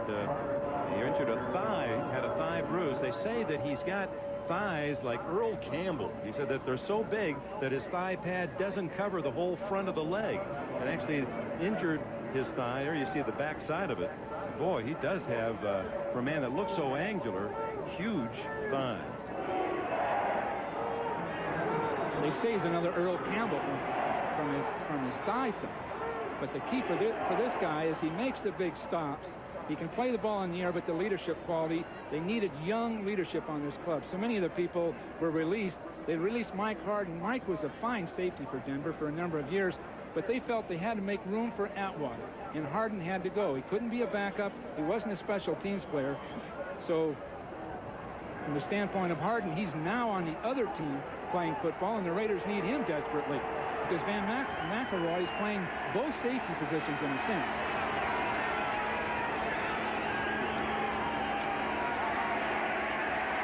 Schrader in traffic. Now finds Allen wide open, 45-50.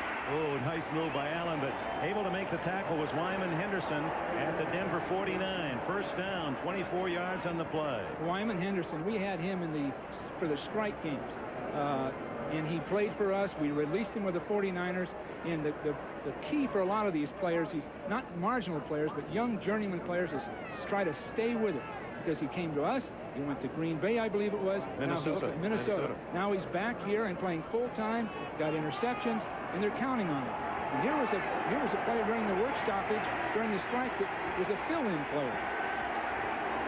So first down for the Raiders at the Bronco 49. Trailing 28-7 with 6:35 left, third quarter. Underneath again to Allen, working on those linebackers. And here comes Tyrone Braxton to make the tackle, the other corner. Two new corners in this rebuilt defense of Wade Phillips in Denver, Braxton and Henderson. Well, we're going to get a crossing pattern, and what we're going to do is get Marcus Allen crossing the field to the other side while the others clear out. Now, this is the kind of thing that Jay Schrader should be doing, the Raiders should be doing. There's no use bothering with a run now other than as a changeup.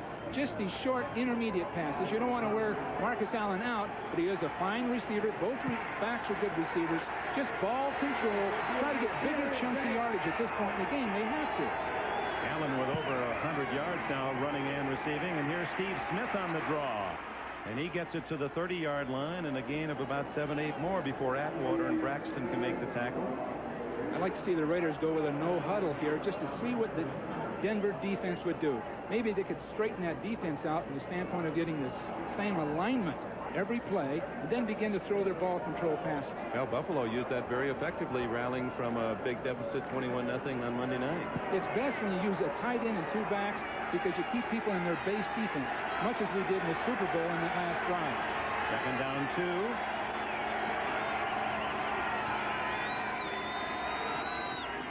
Draw again, and it's Vance Mueller, and he gets only a yard. He'll be short of the first down. Greg Cragen, the nose guard, doing a good job stacking up that play. There's no need to be conservative at this point, and I know I'm overstating it, but down 28-7, they might as well drop back and throw their intermediate passes, maybe run a draw about every fourth play, but they've gotten away with it so far. It's not as though it's failed. They're getting good pass protection, and if they did that without a huddle, much as the Bengals do, I think they'd have a chance to get back in and score, then who knows? Actually, it's third down and 1. Ball on the 29. Mistakes are at the 28.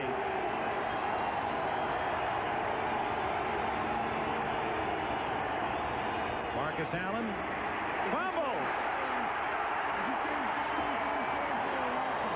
And the Raiders recover for the first time. The ball turned loose and Broncos didn't fall on it. I'm sure Al Davis would wonder about that call, Dick. They pulled it. They trapped on 3rd and 1. There's no need to. Marcus Allen goes over the top better than anybody in football. And they ran a trap play, exposed the ball. Now on 4th down, they're going to have to go for it. They lost a yard on the fumble. Dennis Smith appeared to be the man that forced the fumble. Now it's 4th and 2. And of course, they'll go for it with 4.5 minutes remaining in the third quarter. And they're trying to score and cut that 28-0 lead in half, and Schrader calls time. Marcus over the top, Dick. That's all they need. Well, Mike Shanahan will visit with his quarterback. A crucial moment in this game as the Raiders try to mount what seems to be the insurmountable. Hey, guys and grills. Got some party time tips for you from Extra Gold. So the Raider hopes really rest on this play. They don't make it. It remains 28-7, and the Broncos well in control. Actually, it's 4th and 2.5. And they're going to pass, and it doesn't work. Michael Brooks comes in untouched.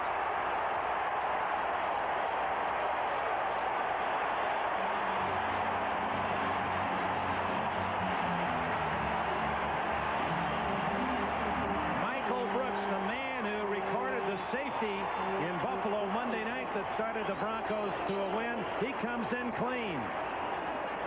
Of all people is the backside linebacker on the play. No one there to block him.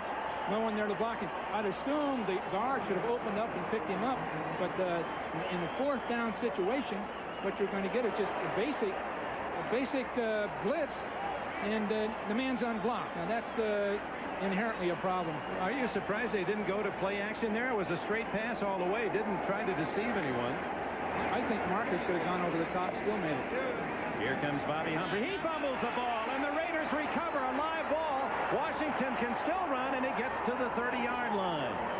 So Humphrey hit. The Raiders get it right back. Tom Benson made the pop and knocked it free. Now Raiders go down the field with this ball right now. Well, we get the same sweep with pulling people. The backside is picked up. The backside linebacker sits behind the guards and gets it. The backside tackle should have gotten there. That's all there is to it. You know what? Watch Washington here. If his own man doesn't fight him for the ball, Washington might have his second touchdown. He has one with an interception. See right there, his own man almost tackles him, or he's on his way. There were no Denver men downfield.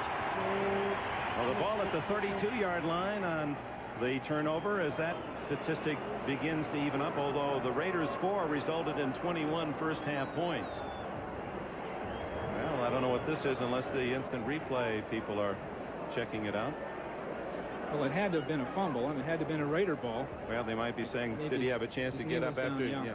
Was he knocked down by a Denver force? Didn't appear to be. It looked as if the Raiders themselves knocked their own man down. 23 seconds on the 30-second clock, please. 23 seconds. You like the instant replay? Well, I think it's here to stay. I'd say yes. Even if the officials now buy it. At one point, you almost felt the officials were sabotaging it in their own way. They didn't believe in it artistically and professionally. They didn't like somebody else making the call. But now, it's just part of the game. They don't depend on it, but it's proven to be pretty darn good this year. They've made some good reversals and proper reversals. The play stands. Ball at the 32. Marcus in motion. Schrader throws underneath to the tight end Mike Dial, and Dial is hit by 3 Broncos as he gets to the 23. Just hold the ball, Dial. Now get right up and run another play right now. No. The clock's running. You're in scoring position.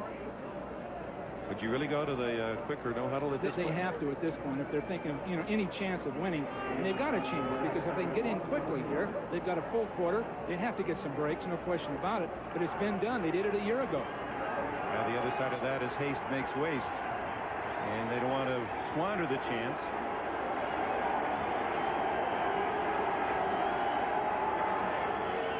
Flags are down. Schrader throwing to the sidelines. Fernandez out of bounds inside the 20, and we'll check the penalty. Wilkerson jumped offsides and didn't jump offside. He jumped into pass protection. Now the noise is a real factor here, Dick. I can recall that snowball game of a few years ago. The noise was so intense I couldn't even think clearly. So this stadium, of all the outdoor stadiums, the configuration makes it really tough.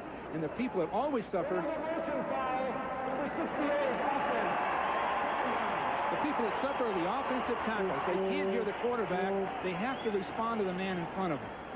So on a 2nd and 2, that 5-yard penalty will now make it 2nd and 7. There you see the stadium. It's even tougher when the opposing team is going the other direction. When you get into that closed end, at least there's some open area at this end of the stadium. Sellout, sellout. That's been the theme for 20 seasons now here in Denver. You got to be, if you join the list, you'd be about 100,000 people away from getting season tickets. They've got that much backlog. Good protection and a good catch by Fernandez at the 14-yard line. Well thrown, well caught. Wyman Henderson made the tackle. First down, Raiders. Fernandez, a star in the Canadian Football League before he came to Los Angeles. He's a lot better player than I thought he was prior to the season, but now watching him week in and week out, he makes big catches. He's got that size, and he's typical of the Raiders receivers over the years. Goes well down the field and goes up for a ball. He's 6'3" and 205 in the Canadian League. He was the most valuable player with the BC Lions 4 years ago. You'll notice he's a San Jose State man, by the way. First one I've ever met from San Jose State. Smith stacked up a yard at best, maybe more. Carl Mecklenburg, Andre Townsend and company. Just to finish on Fernandez, all he did in the Canadian League in 5 years, he caught 374 passes in 5 years. Well, the Raiders waited for him to finish out a contract. Everybody in the NFL knew he was out there and were waiting for him to be available. And the Raiders were in on it. Much of the Al Davis mystique worked in that one. He was picked in the 10th round in '83, so they went after him. Second down 9. Clock, though, ticking away. Less than 2 minutes in the third. Schrader looking for an alternate receiver now. Fernandez batted away. Wyman Henderson. No, Tyrone Braxton made the play. Tried to go to the height in the end zone, but Braxton able to leap in front. Good judgment on Schrader's part. He had nowhere to go. He had somebody right down his throat. The only thing he could do is put it up high and hope for a play. And another flag, and it's against the Raiders.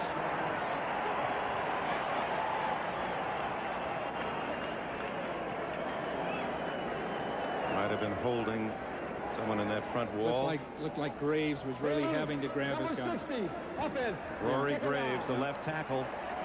Ohio State, where he played next to Lachey. Let's look at him, 60 far left.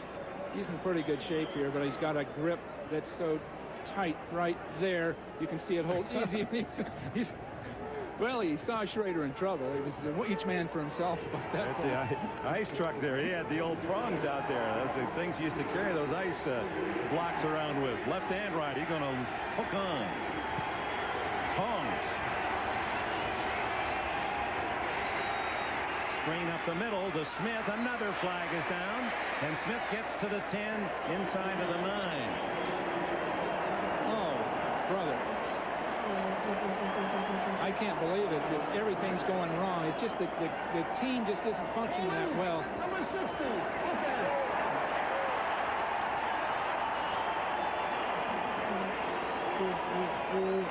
Yeah, let's check the Graves yard. He's in pretty good shape here. He's got a screen pass. He doesn't have to protect that long. Everything's okay, but that arm is around. Gee, I don't know. Maybe his right arm hooked the ankle or something, but maybe you're watching a little more closely after you've just committed the foul. Yeah. So Rory Graves yard. Two back-to-back holding calls that have pushed the Raiders back out to the 33. Steve Atwater shaken up, but okay. And the clock now 1:35 remaining in the third. The Raiders trailing 28-0 at halftime. Got the interception return of 32 yards by Lionel Washington to make it 28-7. And they have a chance here to cut it to 28-14, but are self-destructing. It is now second down and almost 30 yards to go. 29. Three-man rush. Schrader down the middle. Incomplete. Another flag is down. Well, that time Mecklenburg was putting the heat on outside, coming back up underneath Graves. I think Jerry Markbright has rehearsed this call. Yep, 3 in a row. Well, maybe they shouldn't have been running. Second down. You're seeing more holding here than Hulk Hogan in one of his matches. Well, we've got, it looks like it's in pretty decent shape. Now, right there is the hook, right up underneath. I don't know, Dick. Maybe they should have been running. I thought they should just continuously throw those short type passes, but with this in mind, Mecklenburg makes a nice move up underneath, and the arm is held. Once the man passes, once Mecklenburg is past Graves, he can't leave that arm out there. They were at the 12-yard line. Now they're at the 43-yard line. Schrader. Is it a catch or a drop? No, incomplete. Didn't have it long enough. Mike Alexander. This this is when the crowd noise and the crowd can really get to you. That time he wanted Schrader outside to his left to take advantage of that pass rush coming up inside. He was in fine shape, but you have to concentrate on the catch. That was a good call. They had a chance to get the ball completed along the sideline, then another down to try to get in the end zone. Or at least to get back into field goal range. Now they're back out at the 43-yard line where it is 3rd down and 39. Well, they're using up the clock. 4 plays and 4 penalties in this drive. And the clock now shows exactly a minute remaining in the 3rd.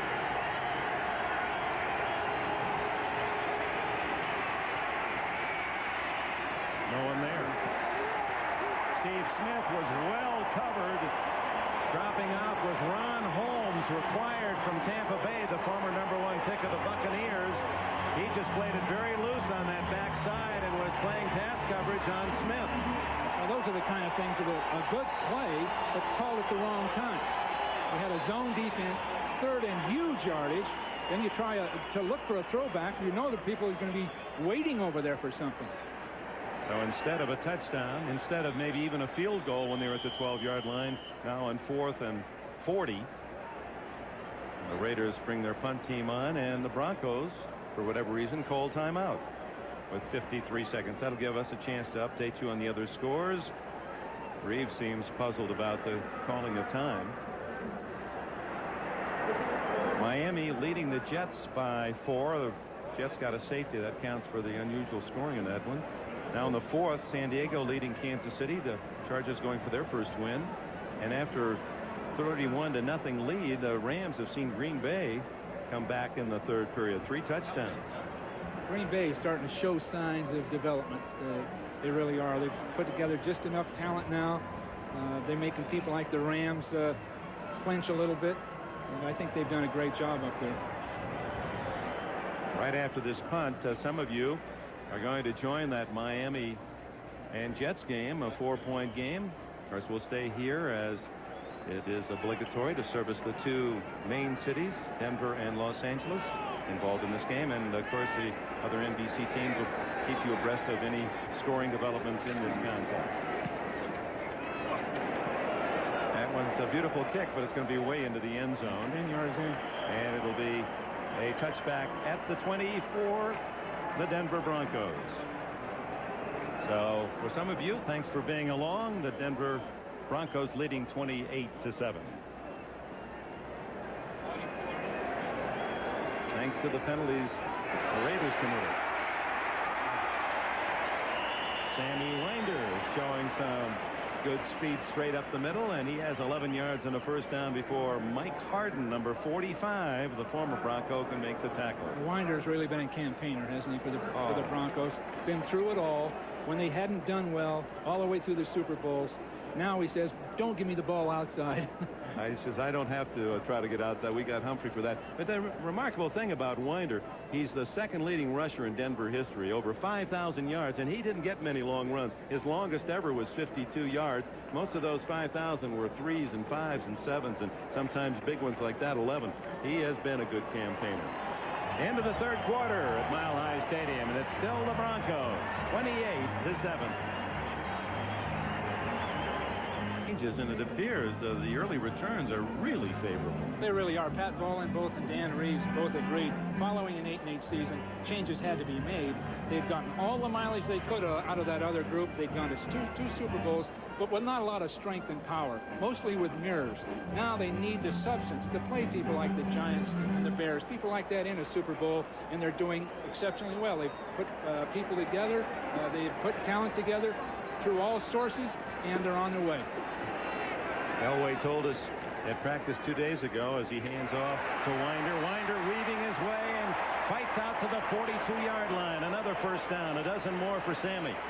Elway told us that last year was the first time in his career in Denver he didn't feel the team would win. They said the team just were hoping they wouldn't be embarrassed.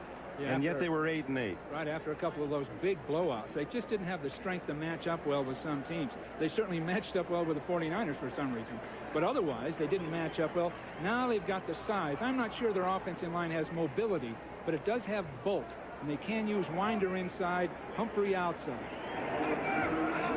Now Elway staying on the ground, and the Raiders now unable to stop Winder in those last 2 carries. Humphrey now joins Alexander. It's Alexander. And the fullback driving into Raider territory to the 49. Now that looked good.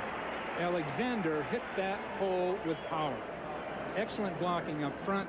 Now that's exactly what they're after. They have 1 quarter now to use up the clock, but more importantly to develop this running game. For the first time, John Elway may not have to carry his team. It may be just good, solid, rock-hard running.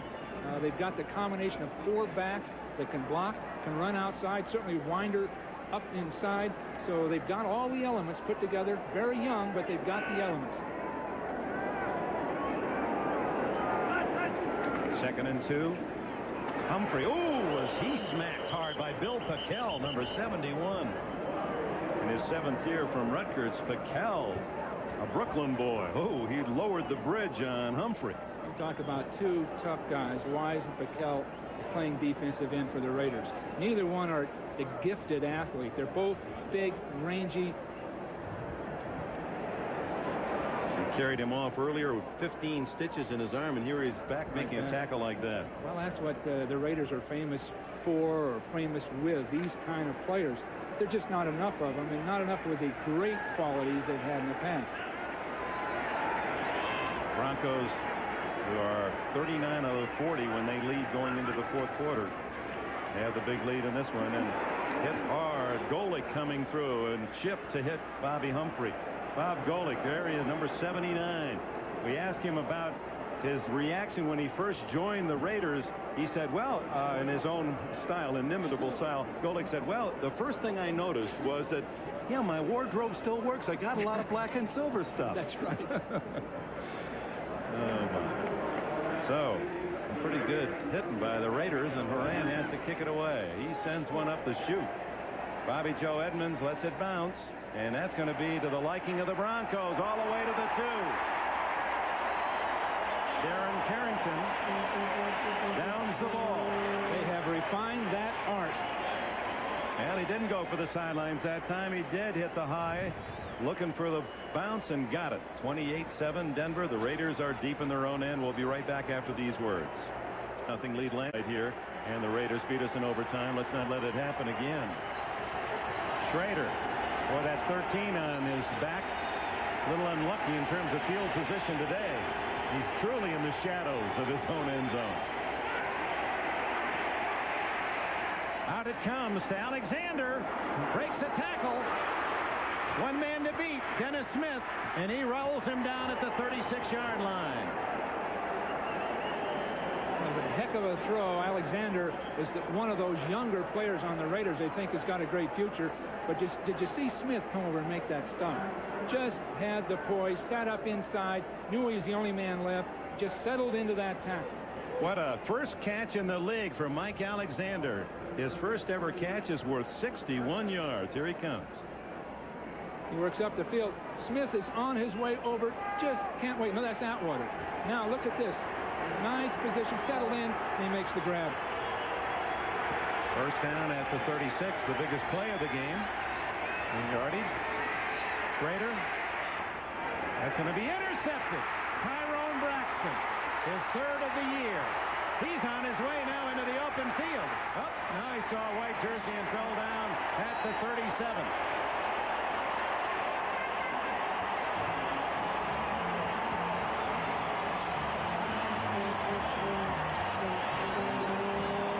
Schrader had some heat just to his outside, but it was the ball is beautiful defense from the standpoint of forcing him to throw over people's heads. And with that in mind, he just had to throw it over people's heads to try to complete it. It wasn't there. What he had was a corner pattern with the heat coming outside him. He had to step up and try to throw it. He overthrew it to the outside. He almost loses the ball here. Tight end, over the top, couldn't quite make it. That's a tough throw, especially with that pressure from his outside. Mike Dial, the tight end, was the intended receiver, and Braxton with his 3rd interception in 3 games. From the 36, Elway throws it into the flat to tight end Clarence Cave. Out to the 42-yard line, a gain of about 6. Tyrone Braxton. He was a late thought by the Broncos on draft day in '87. He was the 334th player picked out of 335. And looks like he's going to be their starter there, beating out Mark Haynes. It's turned out well for him. Vance Johnson to the near side. Mark Jackson to the left. They've got two quick little receivers out there. And it's the draw to Winder, met by Van McElroy, and flags her down. Well, the makeup of this Denver team with the two quick receivers on the outside, good solid tight end play. It looks like a good team. This, of all the teams we've seen, Dick, I think this one has as good a chance as any to go through the AFC and do well. They really do. Cleveland will be a big touch. Offense, second down. You have to figure with all the new players that they can only get better as the season progresses, whereas last year, well, we had a note on the players just released, the Rulon Jones, Mike Harden, the Steve Watsons, players with averaged around 10 years experience in making those changes. The veterans, most of them smaller size, not as quick. Now you get new life, the enthusiasm that comes with youth. And the Mecklenburgs and the Elways have said, hey, these kids are making us believe. Well, Elway said this team has more potential than any of the other teams. And they've been some good ones. Elway way off the mark to Mark Jackson. There were 4 Raiders around Jackson. Maybe he threw that away knowing that there was no chance.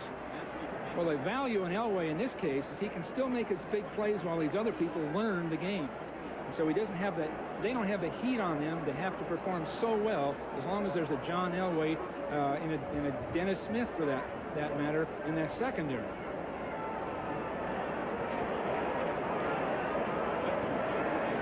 Now the Raiders had some special blitzes for Denver. Mike Shanahan, knowing the Denver pass protection scheme, they've come close a couple of times, but it's hurt them because in that case, with the pressure, Elway's run for the yardage. Elway's passing numbers not impressive, but he does have 2 touchdown passes. A little delay, and that's Winder. No way to get outside. And on 3rd down and long, the fans, they're ahead 28-7. Let's go to New York. Dick Enberg, I know you've called some of those wild Miami, New York Jet games in the past. Another one is shaping up. Here's Ken O'Brien with a flip to Johnny Hector. Nice catch and run, 23 for a touchdown. O'Brien's second TD throw. Marino has 3. They still got most of the 4th quarter left. Miami 30, Jets 26. Dick? All right, Bob, indeed. Remember that game a couple of years ago out in the Meadowlands, won in overtime by the Jets, and all those long passes. Mel Tunes. And that day, Wesley Walker having such a sensational day in beating Miami. It just yesterday, it seemed that the Bear 46 defense dominated football. Look at that kick by Horan. Edmonds does a good job spinning and turning, and finally apparently stepped out of bounds back at the 24-yard line. So the Raiders have the ball. Less than 9 minutes to go. Denver leads 28-7. Back to Denver, Colorado. A beautiful Sunday. Broncos leading 28-7 after the punt. Schrader starts from his 25. He's got a man open. Fernandez down the sidelines. Now a foot race, and Fernandez will go all the way. Swerving Mervyn Fernandez ran a straight line that time, and no one covered him. Well, the safety Smith was supposed to be over there, and he didn't quite make it. They had that big hole in behind the corner, and it was wide open. Well thrown, and Fernandez really showed speed right at the end of that play. 75-yard strike, and with 8:44 left, the Bronco lead is cut to 28-13. You see that some inherent possibilities in the Raiders. They've got the big arm that Al Davis wanted. He went out and got it. He's got a Fernandez. He's got a Galt, and of course a Tim Brown for next year. He's got some of those elements are in place, but it's just so inconsistent. There's the try for point by Jager. So Mervyn Fernandez, 4th catch, 127 yards today, a touchdown to cut the lead to 28-14.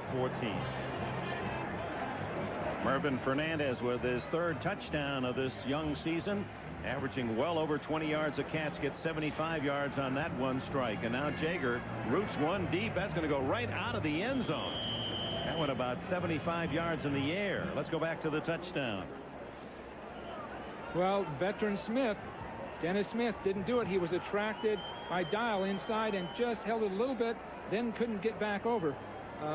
With Smith, all his experience, a Pro Bowl football player, you'll notice that he's not breaking where he should, and that hole hits inside. Now it's just a foot race. Henderson can't catch him. Smith has lost a step, no question about it. Beautiful throw. Fernandez really showed some stride when he went out after that thing. Boy, you think back to that drive they squandered with all the penalties. This could be a 28-21 game with 8:38 left. Now Denver's going to have to run the ball. This is the key to the game. Winder, who protects the ball well, gets to the 24-yard line where it'll be 2nd down and 6. 3 first downs rushing. They can probably get 5 minutes off the clock with just 3 first downs rushing. And that's what they have to do right here. They can't afford incomplete passes.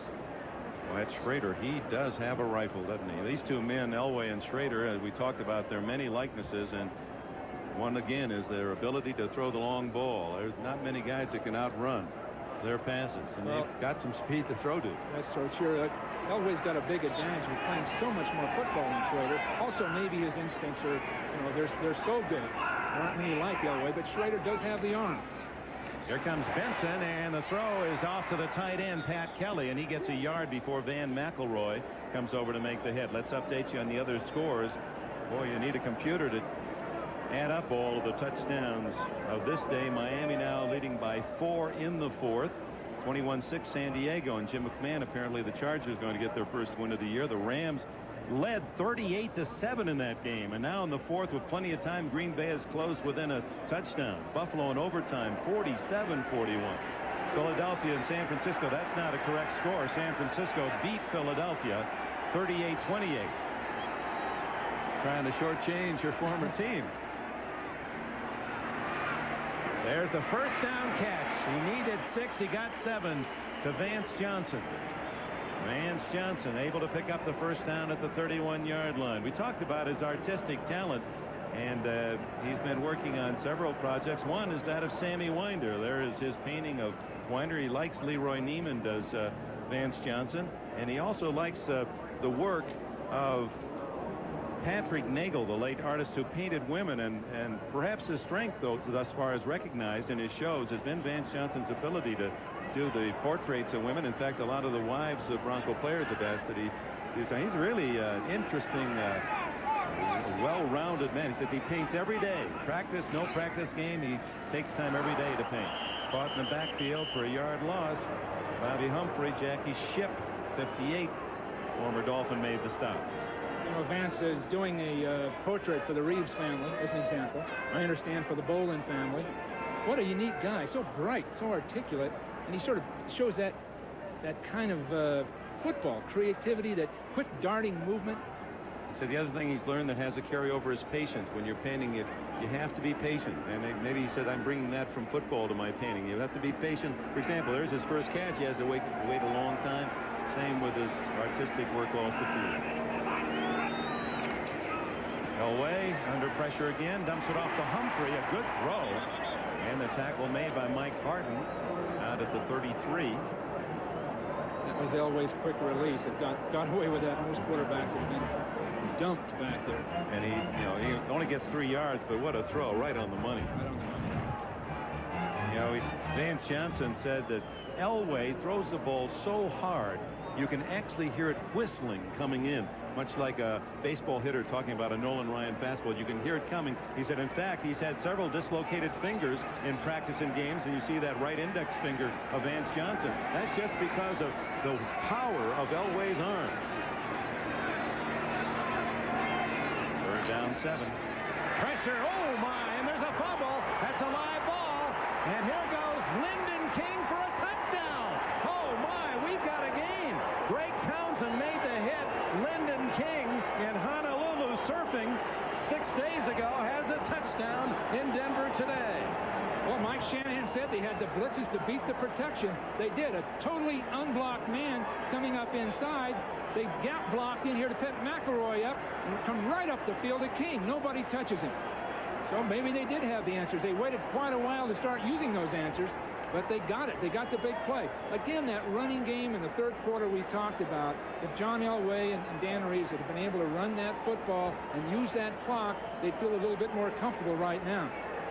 So Greg Townsend, the man who haunted Elway last year in the Coliseum when he returned an interception 86 yards, forces the fumble. Lyndon King gets the touchdown, and the Raiders, trying to come back from a 28-0 deficit, have their second defensive touchdown in this half. The first coming on Lionel Washington's 32-yard run with an intercepted pass.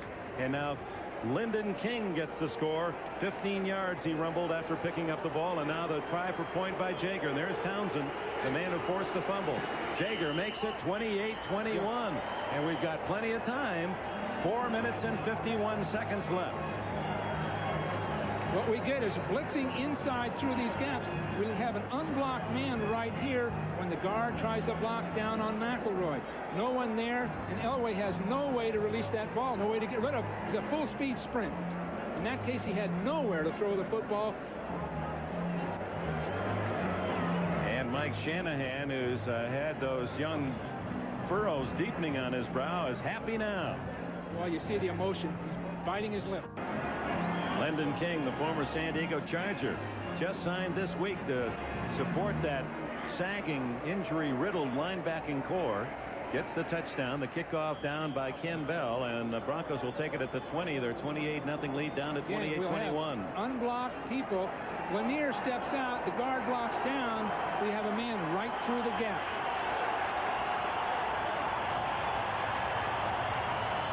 Unblocked. I think Lanier should have blocked down. There must have been a call that wasn't made by that offensive line. But again, it shows Denver getting in trouble, having to throw the ball in the fourth quarter with a lead. The running game isn't quite where they hope it would be. Obviously, it's got great potential. Again, the running game. They've got to make first downs and use the clock. Force the Raiders to use whatever timeouts they have. 4:45 left, and Elway comes out throwing on first down, and he goes long. And it is knocked away at the last minute. Lionel Washington, and Vance Johnson had a half step on him. Washington made the play. Tight play, but no time off the clock. No time off the clock. So in a sense, it's the thing to do. This is good job by Washington. He's dealing with a faster man than Johnson. He just reaches in to make the play. But again, now no time used on the clock. That could have been about 40 seconds of time had the Broncos run the ball. Just think of 40 seconds as this game winds down. 40 more seconds of time. Well, you had the feeling, even the fans, they were booing when the Denver ran leading 28-7. And you got to remember, the first thing you want to do is win the game. Then you can get the long plays after. Now Elway's racing for his life. Jackson downfield, incomplete. Almost intercepted on the deflection as Terry McDaniel, behind the play, almost picked it off. Van McElroy made the defense, knocking it free of Jackson. Again, now obviously the Broncos are going to have to throw again. So you take 3 plays. If this is an incomplete pass coming up, you're talking about 2 minutes of football just by running the ball and not making a yard. Boy, if McElroy came over a second line of defense nicely, and then the ball popping free in the midst of the Raiders. Well, here's a big play for Denver. Who would have thought that, the way they were controlling the game?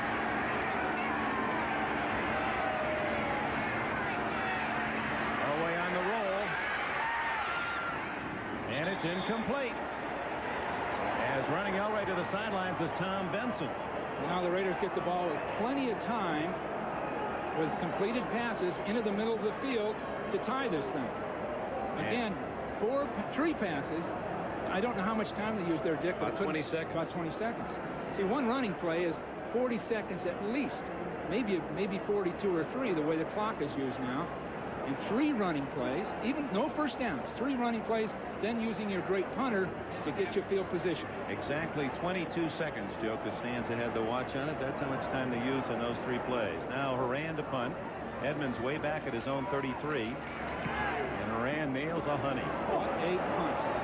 Perfect spiral. Edmonds at the 29. Looks for a block, has some open field this way, but a good play by Tim Lucas, number 59. He held his ground. He didn't go inside, was the contained man. Otherwise, Edmonds had nothing but real estate to the near sidelines. 51 more yards on a punt by Horan. He's been outstanding. listen to this crowd now cheer for the defense. Well, the heat's on the offense, the Raider offense, the noise, the stress of having to function in this situation. They've got a shot at it. They got the two big receivers. They got the big arm.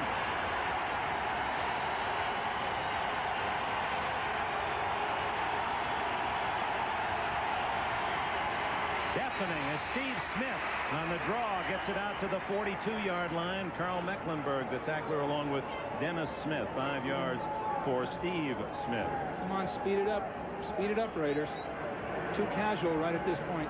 A lot of time coming off that clock. If they had 15 or 20 more yards of field position, they could be casual, but they're going to have to get going.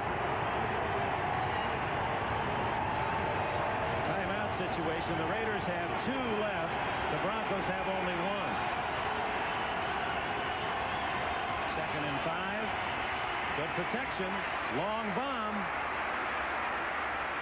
Oh, Fernandez almost pulled that one in. Tyrone Braxton on the coverage.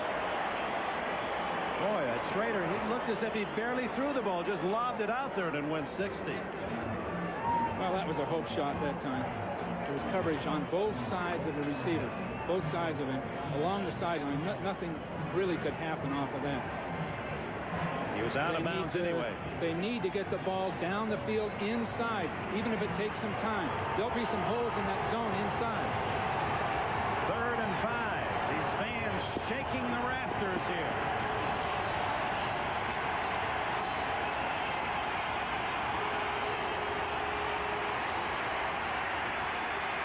Batted down, intercepted. Atwater. Steve Atwater.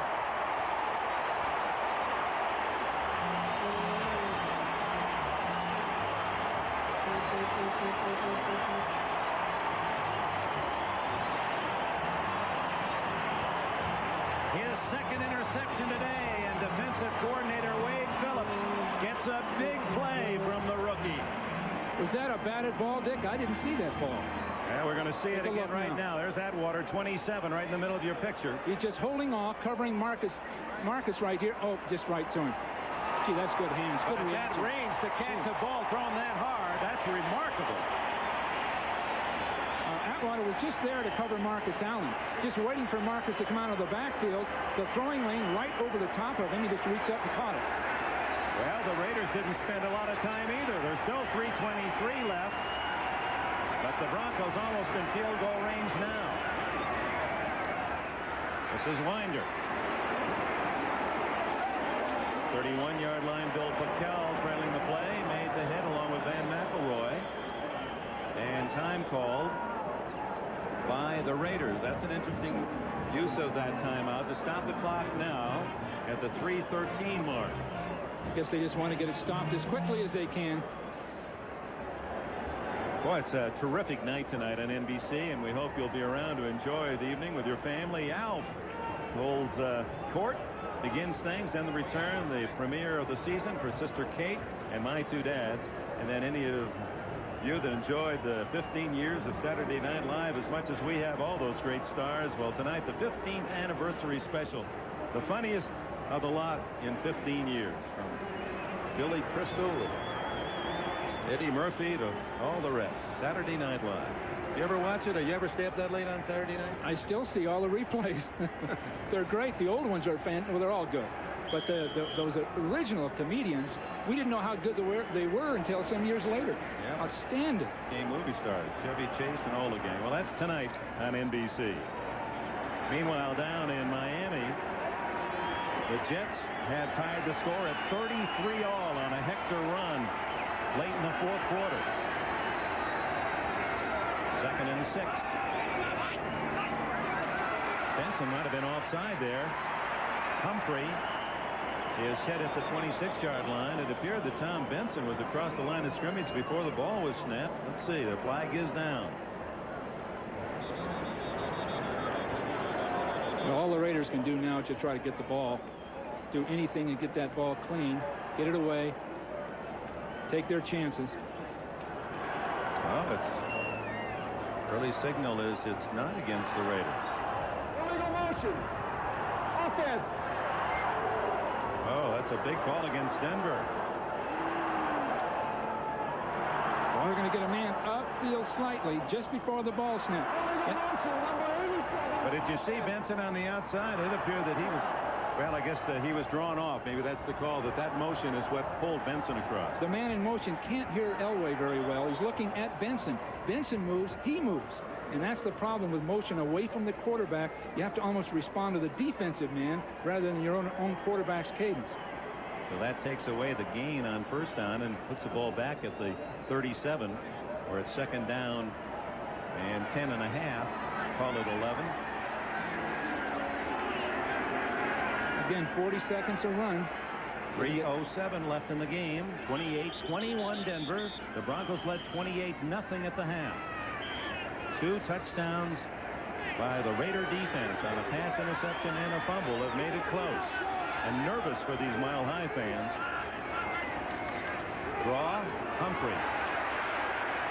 Jackie Shipp was first to get there and drags him down at the 32, and you saw that quick start by Humphrey. Timeout, Raiders. That'll be their final timeout with 2:58 left. They got the 2-minute timeout. They call the time here on third down and about 5. This telecast is presented by authority of the National Football League, intended for the private use of our audience.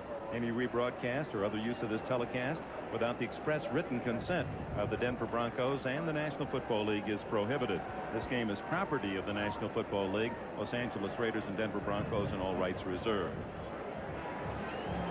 Well, Mike Shanahan made a remarkable comeback last year here in Denver, down 24-0, tied it in overtime, won that game, and then again in Los Angeles beat the Broncos 21-20. Here's a man, he doesn't show it and won't admit it, but from all the word you get surrounding the Raider camp, from the players to Al Davis to the press to the Los Angeles fans, Mike Shanahan, despite a 5-year contract, needs wins desperately to stay as the head man. Or he needs his team to play consistently. They're just so erratic at this time. Not all of it's Mike's responsibility in a sense, because the talent hasn't been there as a group. Here's that same blitz again, teaming up inside. And it's the pitch to Winder, read well by the defense, but Winder on his own hard running may have the first down at the 24. Boy, credit that to Sammy Winder's hustle. That was an excellent call. We get a trap play to the left side with both those safeties blitzing up inside. There's no one there really to tackle Winder. And people have to come off their blocks and go out there and make the stop. That's a first down, and Elway says, yeah, well, they're using up all their timeouts. That could do us for us. In fact, they don't have to run a play now till almost the 2-minute timeout. They're 12 seconds on the 45-second clock. 2:15 now on the game clock. Humphrey, and he draws the crowd. McElroy first, and then Golick to make the stop, and that'll take it to the 2-minute warning right now. Well, they can see Humphrey in the game. That shows you how much confidence they have in him. So with 2 minutes to go and no timeouts left for the Raiders, it's the Broncos by 7. So the excitement continuing. The Jets and the Dolphins, and here the Broncos squashing the chances of Jay Schrader and the Raiders. And the key pill to swallow for Los Angeles if they lose this going home will be the time they have the ball first down on the 12-yard line, and then 3 consecutive holding penalties by Rory Graves, their left tackle, took them not only out of touchdown chances but field goal range. Well, they're still sorting people out. The Raiders are still trying to find themselves, sort people out, decide who'll play where and what they'll do. It's sort of an enigma. Some great things show up, and then some just absolutely horrible things show up. 2nd and 10, and here's Winder. And Mike Harton, his former teammate, knocks him down short of the first down. That'll bring up 3rd down and about 2.5. No way to stop the clock for the Raiders. Rams now take a 41-31 lead against Green Bay with 5 minutes left in the 4th quarter. Mike Shanahan, what stress, and he's handling it extremely well. I think he's doing an excellent job, but maybe that maturity there. If he'd had 8 or 10 more years of NFL experience as a coach, as an example, or a player, I think it would be helping him immensely right now. But he's got the mind for it. Denver has rushed the ball for 175 yards today. That's one of their major improvements on this team. Rushing offense, rushing defense. Winder Caught in the backfield by Mike Wise, number 90. That'll bring up 4th down, and the clock ticks at 1:07. The 45 seconds. This is where I think 45 seconds in the final 2 minutes seems unjust, that a team should be able to sit without initiating a play for 45 full seconds. Now, there's about 8 or 10 seconds there that most often wouldn't have occurred because the ball would have been blown dead early, and that 30-second clock would have made the difference. But now with 45, an inside running play, you can get the entire 45 seconds. I'm sure they'll take too much time. There's a down to 10 seconds now on that 45-second clock. So the Raiders on 4th down will have just under 30 seconds. There's the timeout taken by Denver to save the 5-yard penalty with 31 seconds left. And David Treadwell, the field goal kicker, is in the game. We'll see if they really are going to try one. Can you describe the experience of driving? Attempt. He gets it up, and that was the key, and he is perfect. 7 for 7 in 3 games for Treadwell, and that answers the call. The Broncos will be 3-0.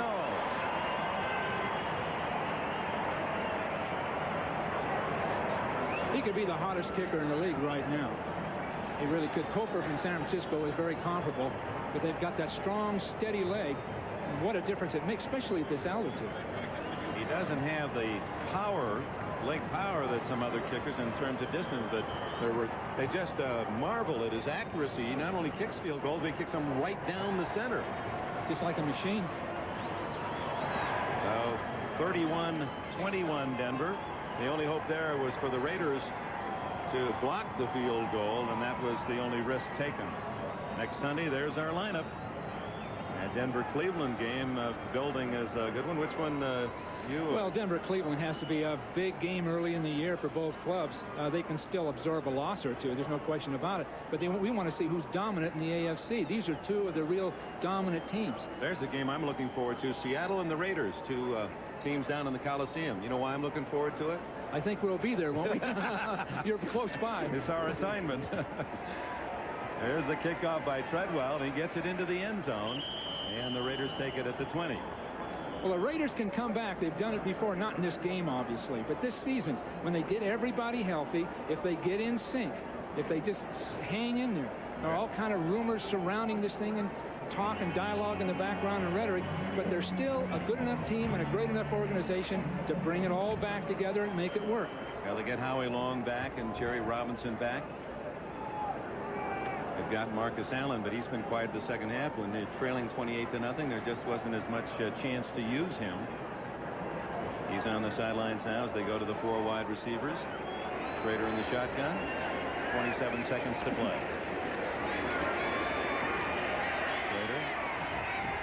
Incomplete. Tried to hit Fernandez. Brady Robbins there for Denver.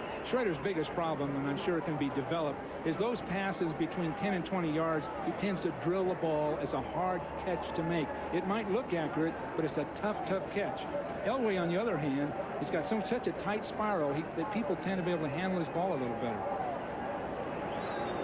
Elway, statistically, you look at his numbers today, and they're not all that impressive, but gee, he made some big plays in that first half. When they had the opportunity, Elway was there to convert. Schrader, meanwhile, is 15 for 27, 290 yards and a touchdown. 3 interceptions. He throws it long. Almost caromed to Alexander, number 89. Elway on the day was 11 for 23. Had a couple touchdown passes to Mark Jackson. 131 yards total offense from his passing game.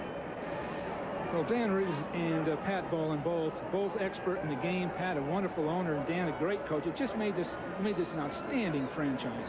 If you think of where they've come since Dan came in and Pat came in, it's become one of the great franchises, certainly in the AFC, and they're going to be here to stay from the standpoint of continuity.